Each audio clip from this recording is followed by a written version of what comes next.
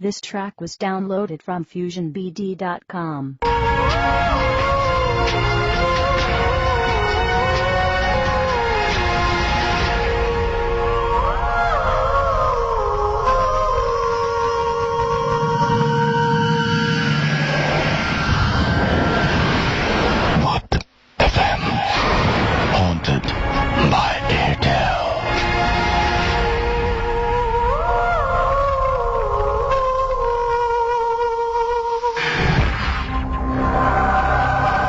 সবসময়ের রেডিও ফুটকি আর এই মুহূর্তে ঘড়িতে সময় 11:59 শুরু হয়ে গেল ভূত এফএম হন্টেড বাই এয়ারটেল। আর আজকেও আমাদের মাঝে আমি আছি রাসেল, আমার সাথে রয়েছে মাসুম এবং সেই সাথে আমাদের গেস্টরা তো আমাদের সঙ্গে আছেনই, আর সঙ্গে আছেন আপনারা। আপনাদেরকে বলি যারা আমাদের SMS পাঠাতে চান তারা SMS পাঠানোর নিয়মটি হচ্ছে আপনার মোবাইলের মেসেজ অপশনে গিয়ে টাইপ করুন SHOUT শাউট স্পেস আপনার নাম স্পেস আপনার মেসেজ পাঠিয়ে দিন 9840 নাম্বার আপনার এয়ারটেল নাম্বার থেকে বা অন্য যে কোনো নাম্বার থেকে। আজকে মার্চ মাসের মোটামুটি 2 দিন পার হয়ে গেছে, সেদিনই বছরটা শুরু হয়েছিল। এখন মোটামুটি 3টা মাস, মানে তৃতীয় মাসে আমরা চলে এসেছি।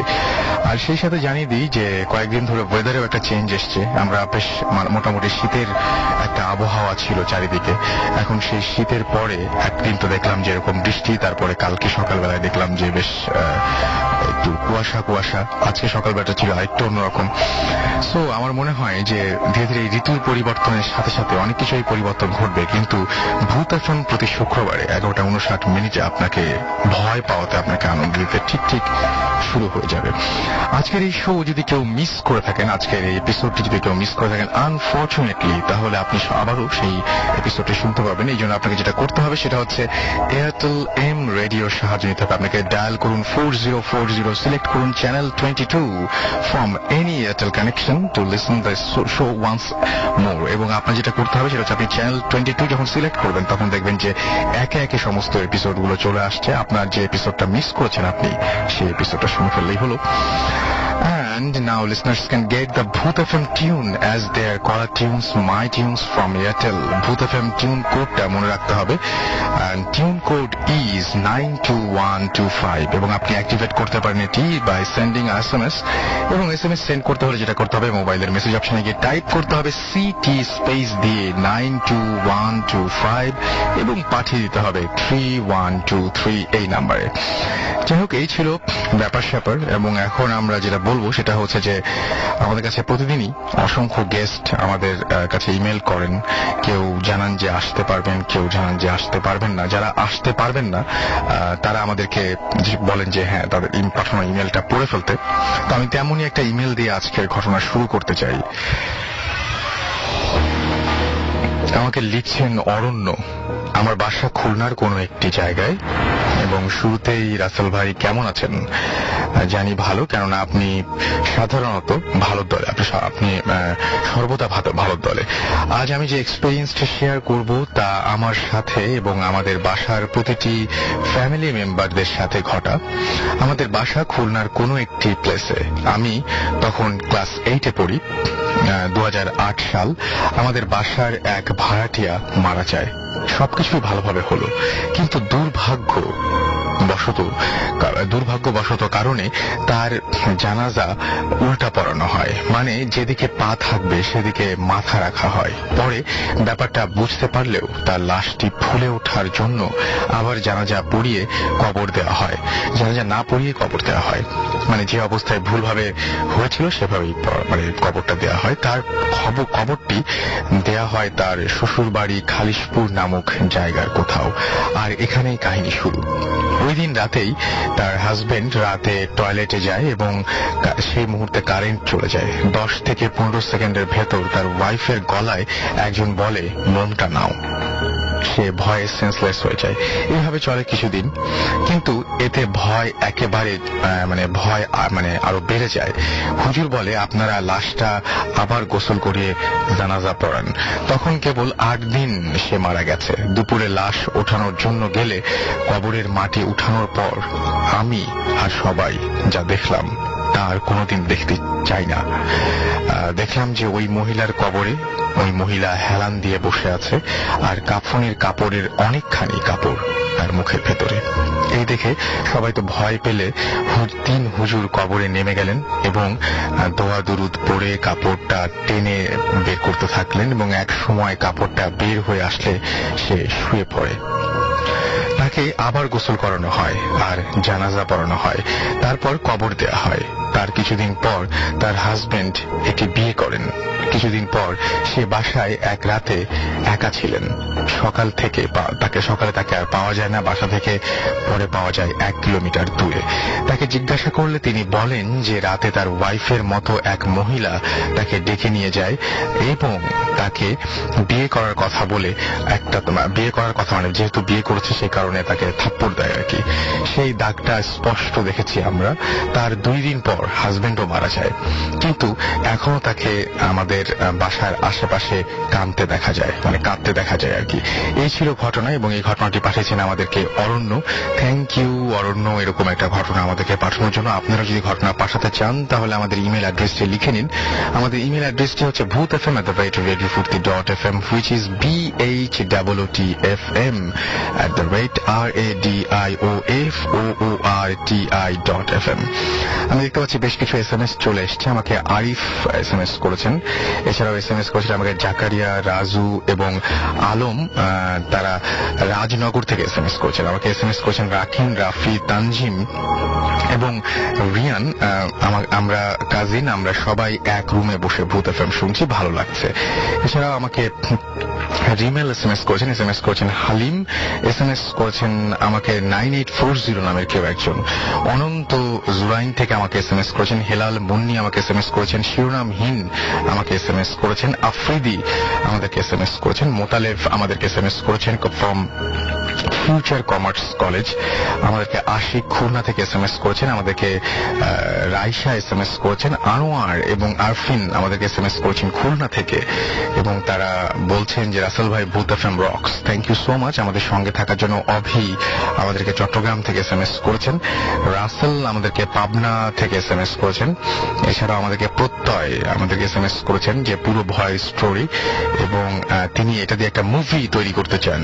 ওকে, জাস্ট গো হেড, আমরা আপনার সাথে আছি। শোভন আমাদেরকে SMS করেছেন। এছাড়াও রায়হান আমাদের SMS করেছেন মিরপুর 1 থেকে। দিবাকর আমাদের SMS করেছেন নয়া পল্টন ঢাকা থেকে। এছাড়াও মৌসুম আমাদের SMS করেছেন রাজশাহী ইউনিভার্সিটি থেকে এবং তিনি ভূত FM এনজয় করছেন সেটা জানিয়েছেন, আমাকে থ্যাঙ্কস জানিয়েছেন। You are most welcome. Shishir আমাদেরকে ওল্ড ঢাকা থেকে SMS করেছেন এবং আমাদেরকে এছাড়াও ভূত বাবা SMS করেছেন রনি, সারা, শিপলু, সপ্তিক সহ আরো অনেকে। আমরা এখন ঘটনায় চলে যাব এবং আমাদের সাথে যে প্রথম গেস্ট রয়েছেন তার কাছ থেকে আমরা ঘটনা শুনবো। আপনার নামটা বলবেন প্লিজ। আমি লিমন। ওকে, আমি মিরপুর সারাপাড়া থেকে এসেছি। তো আমি আজকে ঘটনা শুরু করার আগে আমি রাসেল ভাইয়ের কাছ থেকে জাস্ট 30 সেকেন্ডের মতো সময় নিব। একদম দেওয়া যাবে না, ঘটনা শুরু চলে যাবো আমরা একদম ঘটনায় চলে যাবো সরাসরি। কারণ আমি আজকে আমার এই শোটা আমি ডেডিকেট করতেছি যে আমার খুব স্পেশাল একজন মানুষ আতিশাকে, হোপফুলি সে এখন শুনছে, সো তাকে আমি এই শোটা ডেডিকেট করছি। আর এছাড়া আমার অনেক ফ্রেন্ডস আছে আর আমার একজন কাজিন আছে যিনি ভূত FM পছন্দ করেন না, উনি ভূত FM শুরু হলে উনি ঘুমান। আমি একটা কথা বলি যে অসংখ্য মানুষ অনেক রাত ধরে জাস্ট ওয়েট করে ঘটনা শোনার জন্য। সো আমরা ঘটনায় চলে যাই। সো আমি সরাসরি ঘটনায় চলে যাচ্ছি। রাইট। আমার ঘটনাটা ঘটে আমি রাসেল ভাইকে যেদিন মেল করি তার ঠিক 2 দিন আগে। তো আমি রাতে ঘুমোচ্ছিলাম, তো হঠাৎ করে আমি নোটিস করলাম যে আমাকে বোবাই ধরেছে বা বোবা ভূত আমরা যেটা বলি। এর আগেও আমার সাথে এরকম অনেকবার হয়েছে, বাট রিসেন্টলি যেটা আমার সাথে ঘটে গেছে সেটার একদম কোনো ব্যাখ্যা আমি এখন পর্যন্ত খুঁজে পাইনি। তো আমি দেখলাম যে আমার রুমের ভেতর খুব কালো, ঘুটঘুটে কালো এক ধরনের শ্যাডো, ছোট একটা মানুষ টাইপের শ্যাডো, যেটাকে বলা যায় প্রায় 4 থেকে 5 ফিট বা 5.5 ফিট এরকম হবে। তো সেই শ্যাডোটা আমার বিছানার পাশে এসে বসলো। তারপর তার মুখ থেকে হঠাৎ কালো জিবার মতো লকলকে কিছু একটা বের হয়ে এসে আমার পুরো শরীরটা পেঁচিয়ে ধরলো। আমি নিজেকে নিজে নিঃশ্বাস নিতে পারতেছিলাম না বা ছটফট করছিলাম। আমি আমার পাশের রুমে আমার ভাইকে আমি খুব জোরে জোরে ডাকছিলাম, বাট আমার গলা থেকে কোনো স্বর বেরোচ্ছিল না। তারপর আমি যে জিনিসটা খেয়াল করলাম যে আমার পুরো শরীরটা পেঁচিয়ে একদম মানে আমাকে পুরো অবশ করে দিয়েছে, এবং আমি কোনো ওয়ার্ড একটা জিনিসের স্মেল পাচ্ছিলাম, যেটাকে আসলে কিভাবে ডিসক্রাইব করব, পচা মাংসের যেরকম একটা গন্ধ হয় ঠিক সেরকম একটা গন্ধ। তো অনেক মানে অনেক নার্ভ মানে কঠিন অবস্থায় চলে যাওয়ার পর আসলে আমি কিভাবে বলবো, আমার এখন শরীরের লোম দাঁড়িয়ে যাচ্ছে সেটা বলতে গেলে।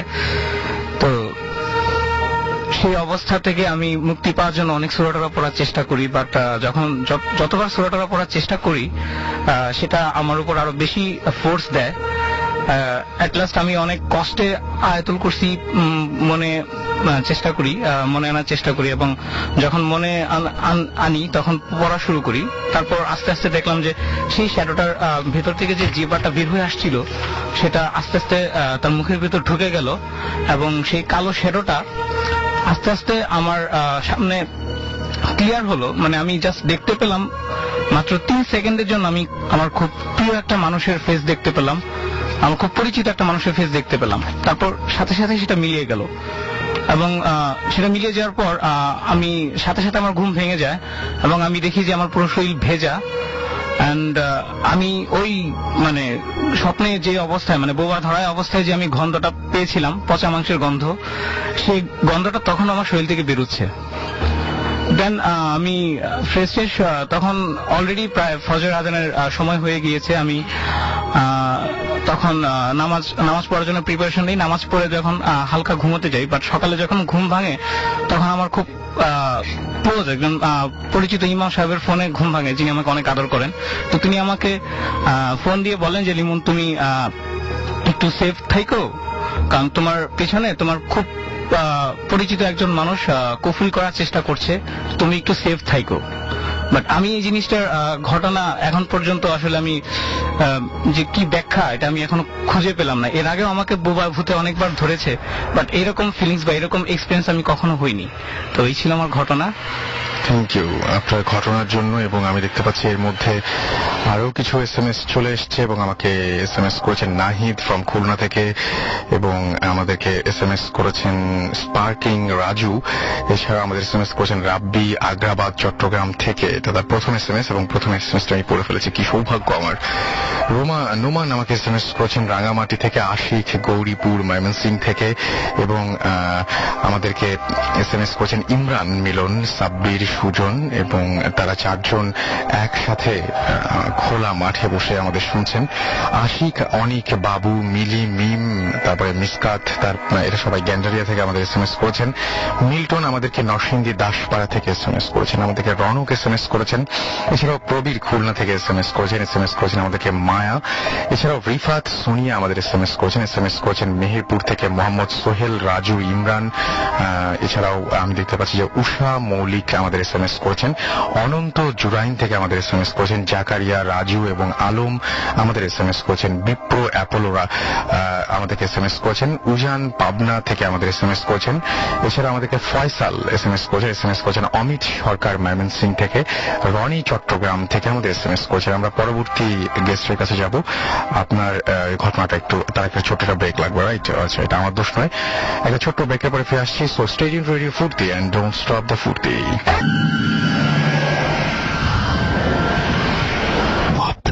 FM haunted by Airtel.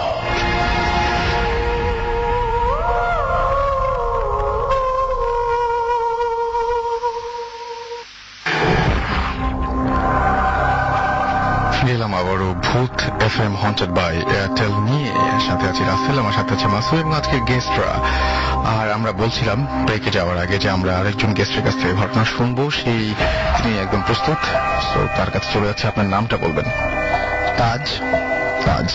আপনার ঘটনাটা শুনি তাহলে। ঘটনাটা কোথায় ঘটেছিল বা আপনি কোথা থেকে এসেছেন? আমার হোম ডিস্ট্রিক্ট সাতক্ষীরা। তো ঘটনাটা সাতক্ষীরায় ঘটেছে? জি, ঘটনাটা সাতক্ষীরায় ঘটছে। বন্ধু, আমি ঘটনাটা শেয়ার করছি। ঘটনার সময় মেবি সেটা ছিল ডিসেম্বর। আমার আব্বা নাই, আমি আর আমার আম্মা বাড়িতে একাই থাকি। আমার আম্মার অসুস্থতার কারণে ইন্ডিয়াতে চিকিৎসার জন্য চলে গেছিল। আমি বাড়িতে একা থাকতাম বলে এই খাওয়া দাওয়া, ডিনার করা বা অন্য খাওয়া দাওয়ার জন্য আমি আমার বোনের বাসাতে যেতাম। ঘটনাটা যেদিন ঘটে সেদিন রাত 11টা। আমি বোনের বাসা থেকে ডিনার করে বের হয়েছি। ডিনার শেষে বোন আমাকে বলছে, তুই তো মাংস দিয়ে ভাত খেয়েছিস, তো মাথায় একটু হলুদ আর একটু লবণ দিয়ে যা। তো আমি বলছি যে তোদের এই কুসংস্কার আমার একদম পছন্দ হয় না। তো আমি আমার মতো বেরিয়ে এসেছি।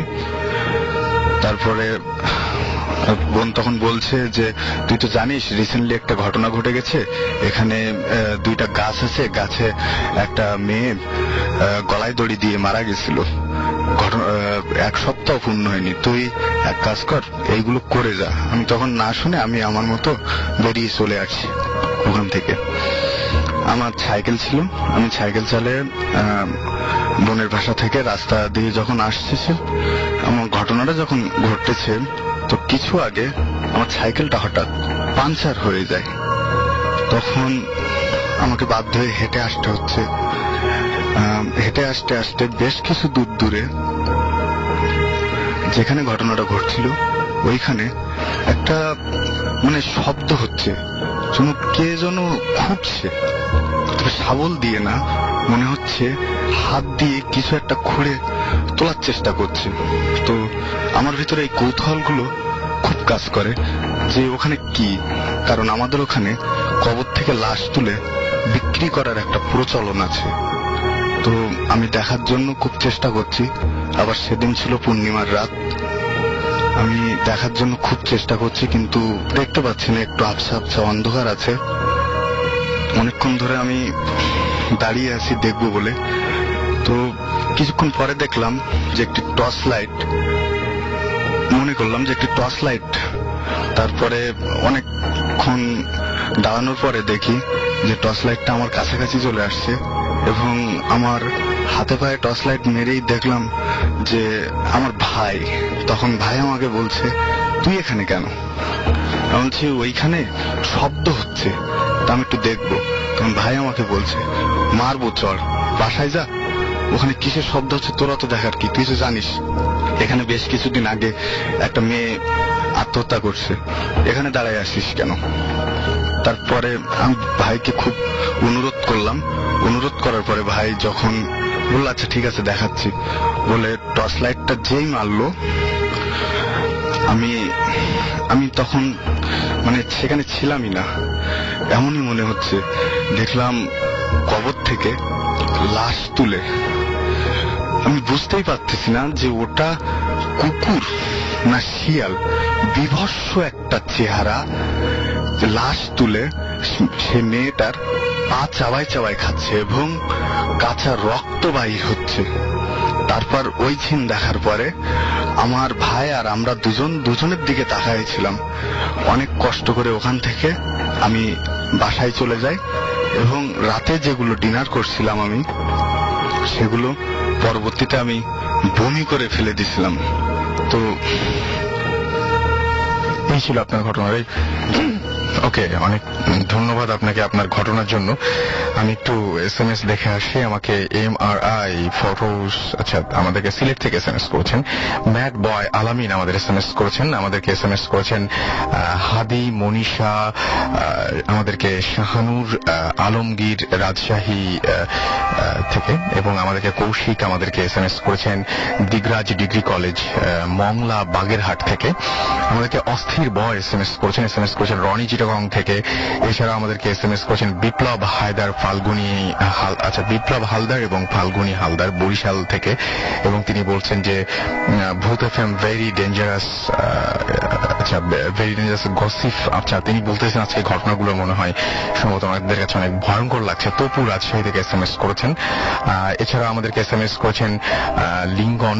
এছাড়াও আমাদেরকে SMS করেছেন দেখতে পাচ্ছি রায়হান রাজশাহী ইউনিভার্সিটি থেকে, নানু আমাদের SMS করেছেন, MM কলেজ যশোর থেকে, আকাশ সিলেট থেকে আমাদের SMS করেছেন, তৃষা আমাদেরকে SMS করেছেন এবং আমাদেরকে SMS করেছেন শাওন তিতুমির কলেজ থেকে, হেলাল খান গুলশান থেকে SMS করেছেন, শিমুল আমাদেরকে SMS করেছেন এবং তিনি আজকের ঘটনাগুলো ডিফারেন্টের জন্য আমাদেরকে থ্যাঙ্কস জানিয়েছেন। এভিল ডেড আমাদের SMS করেছেন এবং তিনি ভূত এফএমে আসতে চান। তো আমি যারা আসতে চান, যারা ভূত এফএমে পার্টিসিপেট করতে চান, এখানে উপস্থিত থেকে ঘটনা শেয়ার করতে চান, তাদেরকে বলবো আপনার নাম, ঠিকানা এবং ফোন নাম্বার সহ আপনার ঘটনাটি আমাদের লিখে পাঠান এবং লিখে পাঠানোর ঠিকানাটি হচ্ছে bhutfm@radiofurti.fm, which is bhutfm@radioforti.fm। উপমা রাজশাহী থেকে SMS করেছেন, SMS করে লিখেছেন যে রাসেল হাউ আর ইউ, আমি সবসময় ভালো থাকি এবং সবসময় ভালোর দলে। মিল্টন লিখেছেন নরসিংদী দাসপাড়া থেকে এবং আজকের ঘটনাগুলো তার কাছে জোশ লাগছে, থ্যাংক ইউ আমাদের সঙ্গে থাকার জন্য এত রাত পর্যন্ত। মাহফুজ আমাদেরকে খুলনা থেকে SMS করেছেন, মনির এবং প্রীতু আমাদের SMS করেছেন ময়মনসিংহ থেকে, তারা আমাদের সঙ্গে আছেন জানিয়েছেন। মৌটুসি উত্তরা থেকে SMS করেছেন, আমাদেরকে SMS করেছেন দেখতে পাচ্ছি গ্লোরি সিলেট থেকে SMS করেছেন, এছাড়াও বাঁধন আমাদের SMS করেছেন, খুব এনজয় করছেন তিনি আমাদেরকে। এছাড়াও অন্তু খুলনা থেকে SMS করেছেন, তৌহিদুল SMS করেছেন, আরো অনেকে যারা SMS পাঠাতে চান বা এই মুহূর্তে জয়েন করলেন এবং SMS পাঠানোর নিয়মটি জানেন না, তাদেরকে বলি আপনার এয়ারটেল নাম্বার থেকে বা অন্য যে কোনো নাম্বার থেকে আপনি টাইপ করুন SHOUT শাউট স্পেস আপনার নাম স্পেস আপনার মেসেজ পাঠিয়ে দিন 9840 নাম্বারে। আমার কাছে আরো একটা ঘটনা রয়েছে, তবে তার একটা ছোট্ট ব্রেকে যাব, ব্রেকের পরে ফিরে আসছি এক্ষুনি।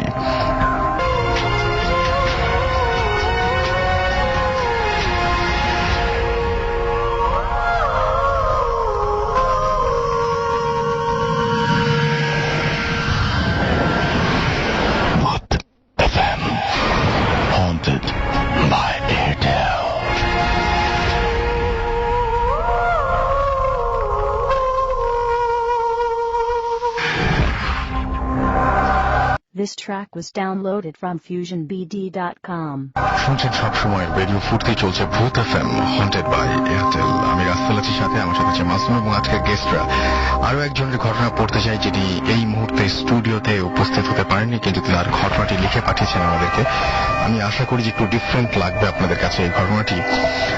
আমাকে লিখছেন, তাবিজের নাম শুনে নাই এমন লিসনার হয়তো খুঁজে পাওয়া মুশকিল। সবাই জানেন এই বিজ্ঞানের যুগে এসব তাবিজ কবজের কোনো মূল্য নেই।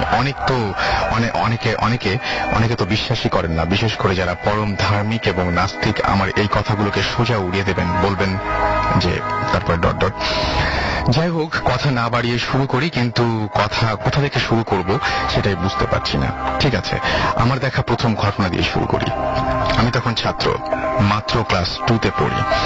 আমি জন্ম থেকে দেখে আসছি আমার দাদু গ্রামে ডাক্তারি করেন। উনি ডাক্তার হিসেবে খুব জনপ্রিয়, এতই জনপ্রিয় যে ওনার নামে আমাদের গ্রামের রাস্তার নামকরণ করা হবে এমন একটা ভাব। উনি বেশি জনপ্রিয় ছিলেন ওনার বিনা পয়সায় চিকিৎসার জন্য। আমার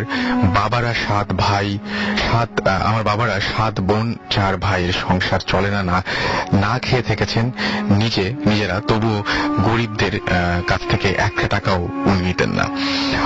অনেক দূরে দূরে গিয়ে তিনি বিনা পয়সায় রোগী দেখে আসতেন। এমন ভালো মানুষের যে শত্রু থাকতে পারে সেটা সেই ছোটবেলায় জানতাম না।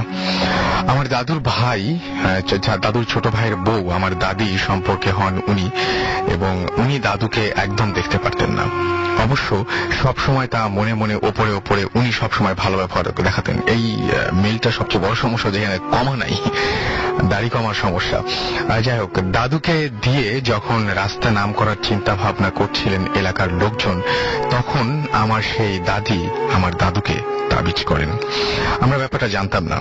দাদুকে হঠাৎ করে দেশ থেকে শহরে আনা হলো। বাবা কাকারা ওনাকে নিয়ে অনেক দৌড়াদৌড়ি করলেন, কোনো ফল হলো না। ওনার অসুখ ভালো হয় না। অসুখটা ছিল ওনার সারা শরীর জ্বালা করত এবং পিঁপড়া কামড়াতো।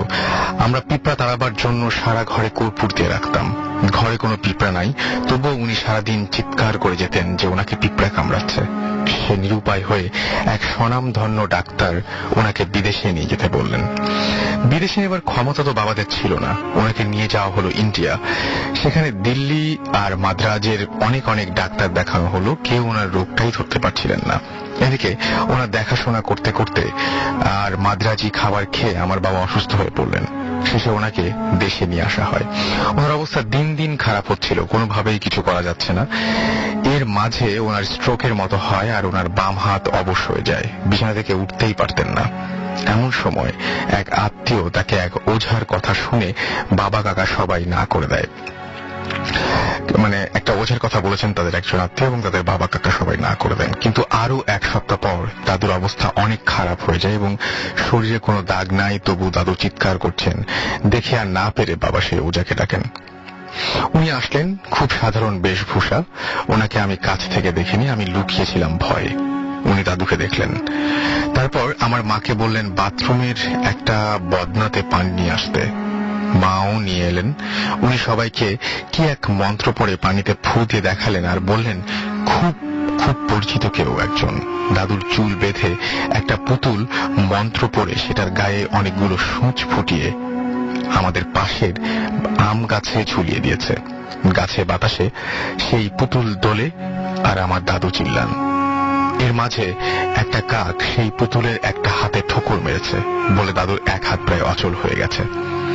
এটা আর ভালো হবে না, তবে পুতুলটা খুলে আনতে হবে, না হলে দাদু মারা যাবেন এভাবেই। তারপর যে এই কাজ করেছে তার নামের প্রথম অক্ষর দেখালেন। আমরাও 2-2-4 মিলিয়ে নিলাম, কিন্তু কিছুই বলতে পারলাম না। আমাদের পরিবারের সবাই শিক্ষিত, আমরা এই কথা গ্রামে বললে আমাদের দুর্নাম হবে ভেবে বাবা কাউকে জানালেন না।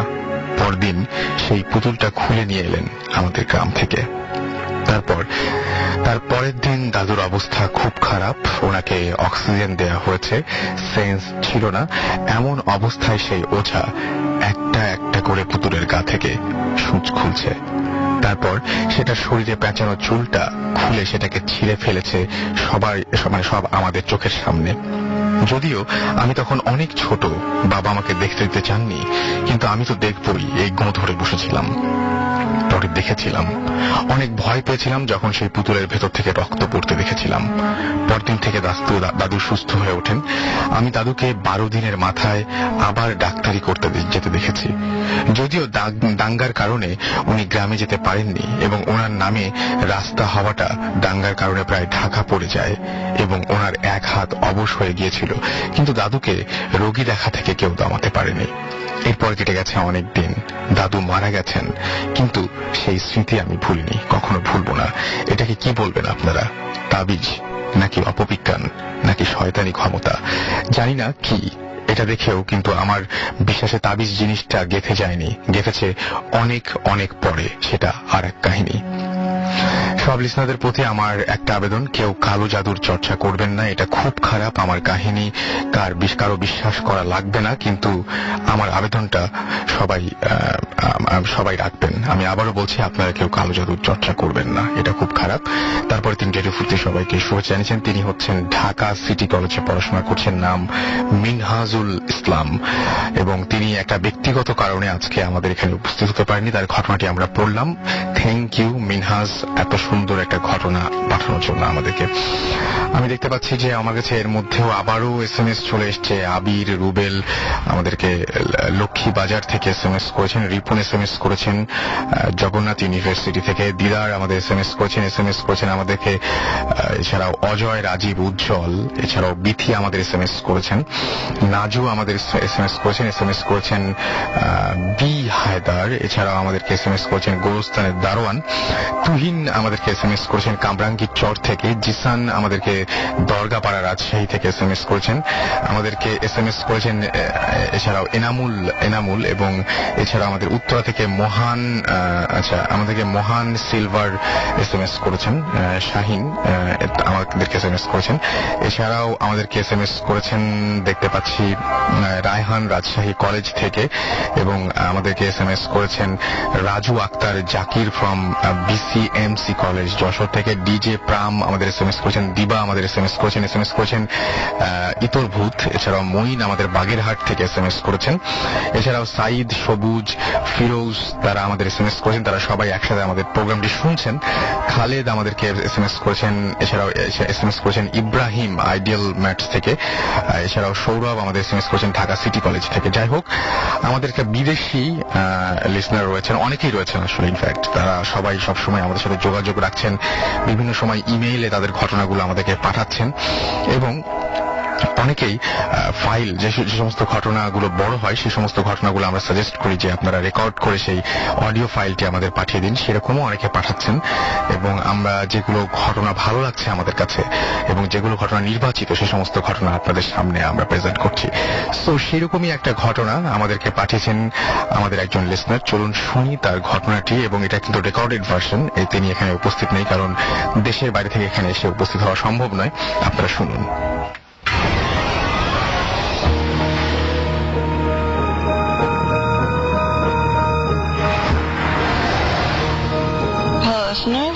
আজকে যে এক্সপিরিয়েন্স আপনাদের সাথে আমি আজকে শেয়ার করবো, এটা 2 মাস আগের ঘটনা। সেদিন আমি আমার রুমে বসেছিলাম, বসে বসে গান শুনছিলাম। হঠাৎ করে ইলেকট্রিসিটিটা চলে গেল। ইটস হাইলি আনলাইকলি এখানে ইলেকট্রিসিটি যাওয়া। সো নর্মালি যখন ইলেকট্রিসিটি যায় তার মানে অনেকক্ষণ আসবে না। তো জাস্ট জানার জন্য যে কতক্ষণ ইলেকট্রিসিটি ব্যাক করবে না, এই জন্য ফোন উঠালাম কল করার জন্য ইনফরমেশন ডেস্কে। দেখলাম যে আমাদের ফোনের লাইনটা ডিসকানেক্টেড, ফোনে কোনো ডায়াল টোন নেই। নোটিস করলাম 9টা বাজে। বের হয়ে স্টেয়ারকেস নিলাম, নিয়ে নিচে গেলাম। হলওয়ে দিয়ে যাচ্ছিলাম। হলওয়েতে নর্মালি অনেক ধরনের পেইন্টিংস আছে। ইমার্জেন্সি লাইটে দেখলাম যে পেইন্টিংস গুলি মিসিং। লাইক নর্মালি আর্ট স্টুডেন্টরা অনেক রকম পেইন্টিং করে হলওয়েতে, ওই পেইন্টিং গুলি আর নেই। ইনস্টেড ওখানে কিছু সাইন্স ছিল, সার্কেল শেপ, তার মাঝখানে স্টার আঁকা। পুরো হলওয়ে এরকম সাইন্স দিয়ে আঁকা। তাও হেঁটে গেলাম। হঠাৎ করে একটা আজব ধরনের ফিলিং পেলাম আমার পায়ের কাছে। কেউ আমার পাটাকে অনেক জোরে ধরে রেখেছে। আমি হাঁটতে আমার অনেক কষ্ট হচ্ছিল, অনেক ব্যথাও পাচ্ছিলাম। মনে করলাম হয়তোবা অনেক ভয় পাচ্ছি, তো এই জন্য হয়তোবা এইরকম ফিলিংস হচ্ছে। তাও হেঁটে গেলাম কারণ ইনফরমেশনটা জানা খুব জরুরি ছিল। হলওয়ে ক্রস করে ইনফরমেশন ডেস্কের সামনে গেলাম। ওখানে কেউ ছিল না। স্টুডেন্ট লাউঞ্জে অনেক আওয়াজ শুনছিলাম স্টুডেন্টদের। স্টুডেন্ট লাউঞ্জে হেঁটে গেলাম। স্টুডেন্ট লাউঞ্জে যেতেই দেখলাম যে অনেক স্টুডেন্টসরা ওখানে। Everyone was talking to each other. আমাকে টোটালি অ্যাভয়েড করছিল। সিল হেঁটে একজনের সামনে গেলাম। মেয়েটাকে যে জিজ্ঞেস করলাম, hi, do you know when the electricity is going to be back? আমার দিকে তাকিয়ে এত জোরে চিৎকার করে উঠলো, বললো যে get out of this room right now. What are you doing here? You're not supposed to be here. ভয় পেয়ে গেলাম। আশেপাশে সব আওয়াজও মনে হয় যেন বন্ধ হয়ে গেল। আশেপাশে তাকালাম, কেউ নেই। মেয়েটার দিকে তাকাতেই দেখলাম মেয়েটাও নেই। ভয় পেলাম, অনেক ভয় পেলাম। বসে পড়লাম। কতক্ষণ বসে থাকতেই একটা সিকিউরিটি গার্ড আসলো, এসে জিজ্ঞেস করলো যে what I was doing in that room. It was 1 AM in the morning. আমি আরো ভয় পেয়ে গেলাম। আমি 10 মিনিট আগে আসলাম, এত তাড়াতাড়ি 1 AM কিভাবে হয়ে গেল? তারপর জিজ্ঞেস করলাম যে আমি তো ইলেকট্রিসিটির কথা জানতে এসেছিলাম যে কখন ইলেকট্রিসিটি ব্যাক করবে। আমার দিকে তাকিয়ে বললো যে ইলেকট্রিসিটি তো কখনো যায়নি। আমি সিকিউরিটি গার্ডের কথায় আরো অবাক হয়ে গেলাম। আশেপাশে তাকিয়ে দেখলাম আসলেই তো ইলেকট্রিসিটি ছিল, তাহলে আমি কেন দেখিনি? নিচে নেমে গেলাম। যে ইনফরমেশন ডেস্কে যেয়ে দেখলাম যে গার্ডরা ওখানে আছে। ওদেরকে যে জিজ্ঞেস করলাম যে আমি যখন আগে এসেছিলাম তখন ওরা কেন ওখানে ছিল না। উত্তরে বললো যে আমরা তো সবসময় এখানে থাকি, 24/7 এখানে গার্ড দিই। আমি ভয় পেয়ে নিচে নেমে গেলাম, হলওয়েতে গেলাম। হলওয়েতে যে সাইনগুলি দেখেছিলাম ওই সাইনগুলি এখন আর নেই। ওখানে পেইন্টিংস ছিল আগের মতন। আরো অবাক হলাম। ওই রুমের দিকে দৌড় মারলাম। রুমে ঢুকতে রুমমেটকে বললাম পুরো ঘটনাটা। ওকে পুরো ঘটনাটা এক্সপ্লেন করার পর ও আমাকে একটা পেন আর একটা পেপার দিল। বললো যে সাইনগুলি একটু আঁকো তো আমার জন্য। আমি সাইনগুলি আঁকতে ও বললো যে এই সাইনগুলো তো নর্মালি যখন ব্ল্যাক ম্যাজিক করা হয় তখন আঁকা হয়। আমি আরো ভয় পেলাম। রুমে যেয়ে বসলাম, অনেক কনফিউজ ছিলাম। পায়ের দিকে তাকাতে দেখি যে আমার পায়ের মধ্যে লাল সব scratch marks, as if like আমার পাকে কেউ জোর করে ধরে রেখেছিল, এই জন্য লাল দাগ হয়ে গেছে এবং স্ক্র্যাচ মার্কস হয়ে গেছে। বুঝতে পারছিলাম না কি হয়েছে। ধরলাম সবই ভুল, সবই আমি হ্যালুসিনেট করেছি। আমি 9টা যে দেখেছি সেটাও হ্যালুসিনেট, 10 মিনিট যে ভেবেছি ওটাও হ্যালুসিনেট করেছি। বাট ওই স্ক্র্যাচ মার্ক গুলি কিভাবে এসেছে? I still don't have answers to any of this questions. কারো কাছে যদি একটা এক্সপ্লেনেশন থাকে আমি অনেক খুশি হব জান। Thank you.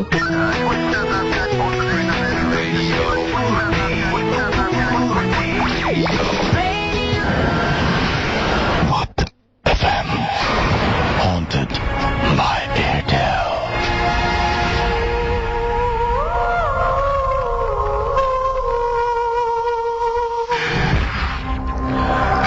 করে নয়, একদম সত্যি সত্যি বলছি। দিস ইজ রেডিও ফুর্তি অ্যান্ড আপনারা শুনছেন ভূত এফএম হন্টেড বাই এয়ারটেল।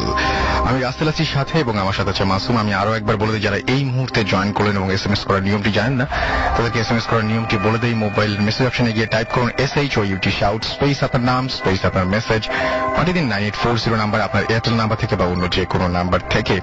আর আমাদের যদি ইমেল করতে চান, অবশ্যই বড় ধরনের ঘটনা পাঠানোর জন্য, যেটা আমরা আগামী সপ্তাহে আমরা অন এয়ার করবো আপনাদের সিলেক্টেড স্টোরিগুলো, তাহলে আমাদেরকে ইমেল করুন bhuthfm@radiofurti.fm এই অ্যাড্রেসে। আমাদেরকে মোস্তফা তেজগাঁও কলেজ থেকে এসএমএস করেছেন, আমাদেরকে এসএমএস করেছেন সামাদ 24 ফার্মগেট থেকে, আমাদেরকে MD শরীফ এসএমএস করেছেন, এছাড়াও ইমরান এসএমএস করেছেন, তারেক সিলেট থেকে এসএমএস করেছেন, অলি বরিশাল থেকে এসএমএস করেছেন, সাথী এবং রানী আমাদের এসএমএস করেছেন, রনি চিটাগং থেকে এসএমএস করেছেন, গোপাল সিলেট থেকে এসএমএস করেছেন, রাকিবুল আমাদেরকে এসএমএস করেছেন মেঘনা থেকে, এছাড়া আমাদের এসএমএস করেছেন নাম লেখেননি এমন একজন রাজশাহী থেকে।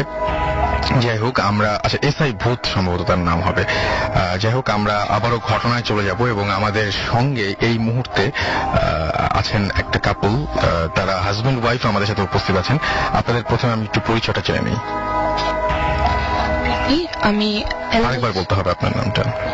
আমার নাম প্রীতি, আমি এ লেভেলস করছি মেপল লিফ থেকে। আচ্ছা, আমি রুমন, আমি বিবিএ করছি স্ট্যানফোর্ড ইউনিভার্সিটি। ওকে, সো আপনারা দুজনেই একদম মানে সংসার শুরু করার পর থেকেই নাকি আগে থেকে এরকম ধরনের ঝামেলা চলছিল আপনাদের মধ্যে? না, আমাদের মধ্যে এরকম আগে ছিল না। আমি তো এগুলোতে খুব একটা বিশ্বাসীও ছিলাম না, বাট লাস্ট 1 ইয়ার ধরে মোটামুটি এখন বেশ ভালো নিজের এক্সপিরিয়েন্স যখন হলো তখন থেকে এখন বিশ্বাস হয় হ্যাঁ আছে। আচ্ছা, আপনার কথাটা শুনি একটু, তাহলে আপনি কি বলবেন? আমাদের যে বাসাটা সেখানে আমরা প্রায় 7 থেকে 8 বছর ধরে আছি। তো বিয়ের আগে এরকম কোনো কিছু আমি এক্সপিরিয়েন্স করিনি। তো বিয়ের পর থেকে মূলত এগুলো বেশি শুরু হয়েছে, মানে ও আর আমি দুজন একসাথে এক্সপিরিয়েন্স করছি। আচ্ছা, কি ছিল সেই ঘটনাগুলো, মানে আমরা শুনি একটু। ফার্স্ট যে ঘটনাটা ঘটে সেটা প্রায় 1 থেকে 1.5 বছর আগে। সেটা শুরু হয় যে আমরা দুজন বাসা থেকে একটু বাইরে গেছিলাম। সেদিন সকালবেলা বের হয়েছিলাম আমরা, তো আস্তে আস্তে সন্ধ্যা হয়ে যায়। তো অলওয়েজ আমাদের যে আলমারিটা আছে এটার উপর একটা কোরআন শরীফ থাকে, প্রায় সময় সেটা পড়া হয়। কিন্তু সেদিন আমরা যখন সন্ধ্যার সময় বাসায় আসি, তো সাডেনলি খেয়াল করলাম যে কোরআন শরীফটা উপরে নেই। তো বাসার সবাইকে জিজ্ঞাসা করা হলো, তো বাসায় তো আর কেউ আসা যাওয়া করে নাই সেদিন। আম্মু আব্বু সবাইকে জিজ্ঞেস করলাম, তারা বললো না, ওখান থেকে কোরআন শরীফ নেয়নি। তো এটা অনেক চিন্তা ভাবনা করলাম, বাট বাসার কোথাও কোরআন শরীফ খুঁজে পেলাম না। তো একটা চোরও যদি চুরি করে তো সে তো কোরআন শরীফ চুরি করবে না, অনেক এক্সপেন্সিভ জিনিস ছিল সেগুলো নিতে পারতো। তো এই জিনিসটা ফার্স্ট খটকা লাগে।